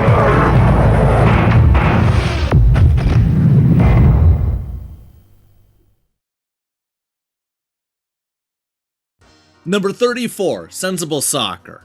The best football game on the Super Nintendo and likely to remain so for some time to come. Number 33, Assault Suits Valken. An engrossing, clever, and extremely enjoyable shoot-'em-up. Fans of Japanese mecha will go absolutely ape over it, while everybody else will simply revel in its playability. Whichever character you fall into, you can't miss. Number 32, World Cup Striker. A beautifully well-rounded title which, thanks to the improvements, is guaranteed a place in the finals this summer. Number 31, Street Racer. Don't bother waiting for Super Mario Kart 2. Go out and buy this instead. It looks beautiful and plays like a good game should. Hey, we like it lots. Number 30, Kirby's Avalanche. Last time we looked at it, we said that consoles were made for games like this. We may now be looking towards the super consoles for next generation thrills, but it only takes something like this to make you realize that good games are all about gameplay. Number 29, Super Puyo Puyo. It's just so incredibly playable as Super Puyo Puyo. In fact, it's the most played game at the Super Play office this month, apart from Tetris Battle Gaiden, of course. The have another go factor is off the scale, and the more you play, the deeper the game will become. Consoles were made for games like this. Number 28, Theme Park. A seminal game making its Super Nintendo debut, and not before time, too. One of the most sophisticated, frustrating, and downright enjoyable ways to kill time ever devised. Number 27, Simpsons, Bart's Nightmare. Genuinely cartoon-like graphics, a weird sense of humor, and bags of playability make this off-the-wall multi-game extravaganza surprisingly successful. It works well because it doesn't just rely on the novelty. There's actually a fair amount to do here. It's the surprise hit of the month. Number 26, Earthworm Jim. Beautiful, polished, and big as only 24 meg games can be. Earthworm Jim is an example of how to write a great platformer. Buy it and enjoy it. You can't really fail to. Number 25, Super Bomberman 2. Still the favorite it always was, but with new features and an improved one-player game. A fine addition to your Super Nintendo library. Number 24, Super Castlevania 4. Might look pretty run-of-the-mill, but those who take the trouble to really delve into it will discover some of the best graphics, sound, and gameplay the Super Nintendo has to offer. Number 23, UN Squadron. Hardly an easy ride for shoot-'em-up novices, but for experts is a fabulous and addictive challenge. Number 22, Flashback, The Quest for Identity. This time, the stupendous graphics are backed up by a thumping good game. Hooray! Number 21, Super Tennis. Quite simply, the best tennis game ever, and an essential addition to any self-respecting collection. Number 20, World Cup USA 94. This replaces Sensible Soccer as the overhead-viewed Super Nintendo footy game with cartloads of options and super slick play. Number 19, Doom. Making Wolfenstein look like an afternoon tea appointment with an elderly relative, Doom is a heart attack-packed bundle of rapid shoot-'em-up ruthlessness, realized in a style that'll change the way you look at games. And it's on the Super Nintendo, and everything! Number 18, Superstar Soccer. Konami has proved that they can turn their hand to anything and excel. If you've been waiting for the definitive football game to arrive, stop waiting! It's here! Absolute class. Number 17, Pilot Wings. This is a truly original game and a thoroughly good buy. It's got the qualities to keep you playing, and looks good enough to convert just about anybody to Super Nintendo-dom. Number 16, Super Bomberman. You need a Super Multi-Tap to take full advantage of Super Bomberman. Get one though, and it's devastatingly good fun. Number 15, Super Metroid. Super Metroid is absolutely marvelous, and you should own it. Number 14, Puyo Puyo Remix 2. It's surely only a matter of time before importers dealing in such highly addictive goods feel the wrath of decent people everywhere. In the meantime, this is the most potent fix of Puyo you can get. Take advantage while you can. Number 13, Wild Tracks. This is the most playable and varied racing game ever. A Super Nintendo without Wild Tracks is a Super Nintendo not worth switching on. Well, almost. Number 12, Star Fox. A fast, smooth, stunningly playable and addictive shoot-'em-up that demonstrates the abilities of the new Super FX chip brilliantly.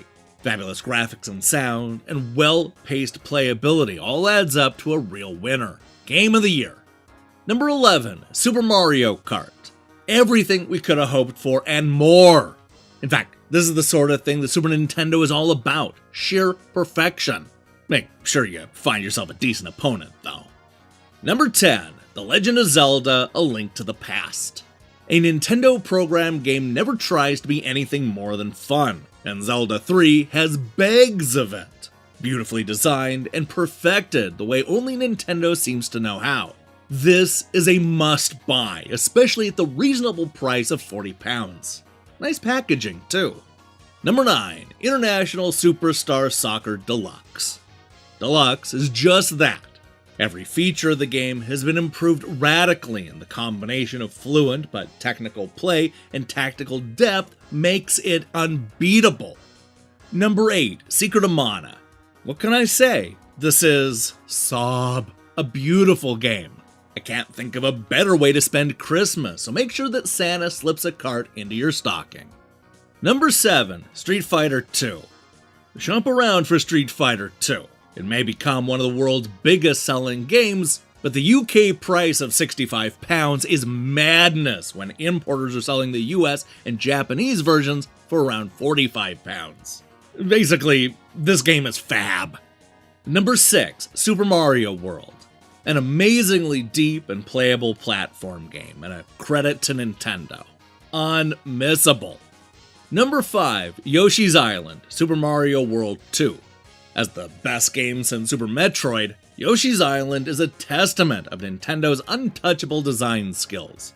It won't last as long as the ideal, but that's because you'll be so addicted scrabbling through the thing. How it's gonna be topped, I really don't know, but I'm looking forward to seeing it happen. Number 4, Final Fantasy III. A game to rekindle any Super Nintendo owner's romance with their machine. Too slow-paced for some, perhaps, but those willing to put in the effort will be rewarded with a gaming experience of quality all too rarely seen. Number 3, Street Fighter II Turbo. Street Fighter II Turbo is the Rolls-Royce of beat-em-ups, an essential purchase for fans of the genre and a strong contender for the greatest video game ever. A must-buy if there ever was one. Number 2, Super Mario All-Stars. Come on, you know what this bit's gonna say, don't ya? Buy this cart, now! And finally, at long last, Super Play's #1 game. Super Street Fighter II. A king amongst all pretenders. Throw away those Capcom gripes and buy the best beat-em-up the Super Nintendo has ever seen. So, what did we learn from this Super Play series? Well, many have pointed it out in the comments already, but I learned that the British were a lot looser when it came to what they called beat-em-ups. I don't know, maybe it's because I grew up with GamePro and EGM and well, every other American magazine telling me one thing, but I'm of the mind that a one-on-one fighting game and a beat-em-up are two different genres. I mean, there are fighting games like Mortal Kombat and Street Fighter II, and then there are beat-em-ups like Final Fight and Super Double Dragon. Super Play, well, they used beat-em-ups a whole lot more liberally, and it threw me off every single time. Speaking of games they called beat-em-ups, it's interesting to see the difference between the British critics and their American counterparts when it came to Super Street Fighter II. After 3 different Super Nintendo releases, a lot of the American critics were tired of Capcom milking their fans. I mean, in comparison, EGM's 4 critics gave it an average of 7 out of 10. Super Play didn't seem to have any of these complaints, which is why you see it topping this list. You may not have seen this particular version running away with it, but admit it, who didn't see a version of Street Fighter II winning this thing? I mean, it's arguably the most important game on the system. And you know what else is important? You.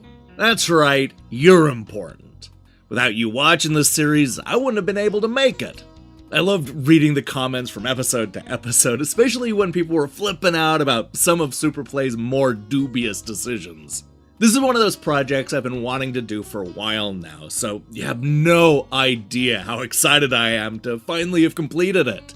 And you know what? I have a hunch that it's going to be one of those series that people just keep on discovering year after year. So I'm eager to see all of the future comments. Look, I really do appreciate you sticking with me on this journey, and I hope you have an incredible new year. For me, I need to get off this island. Every day I wake up with a craving for fish and chips, and I'm starting to notice myself yearning to stand in long queues. I think that's a sign that I've been here too long. So, I'm just gonna board that boat over there and paddle my way back to the good old US of A. See you next year, everybody. So wait. Don't leave. We still have more work to do. What do you mean, Lorne? We counted down all 600 Super Play reviews and crowned a winner. I'm sorry, but it's time for me to leave. No, sir. We only did half the job. I've seen the future. Wait, hold on. You have? How? Don't ask. It's better that I don't answer. The point is, the only way off this island is if you complete the countdown. Super Play's top 600 was just a warm-up because your true test comes when you count down Mean Machine Sega's top 900. Oh no!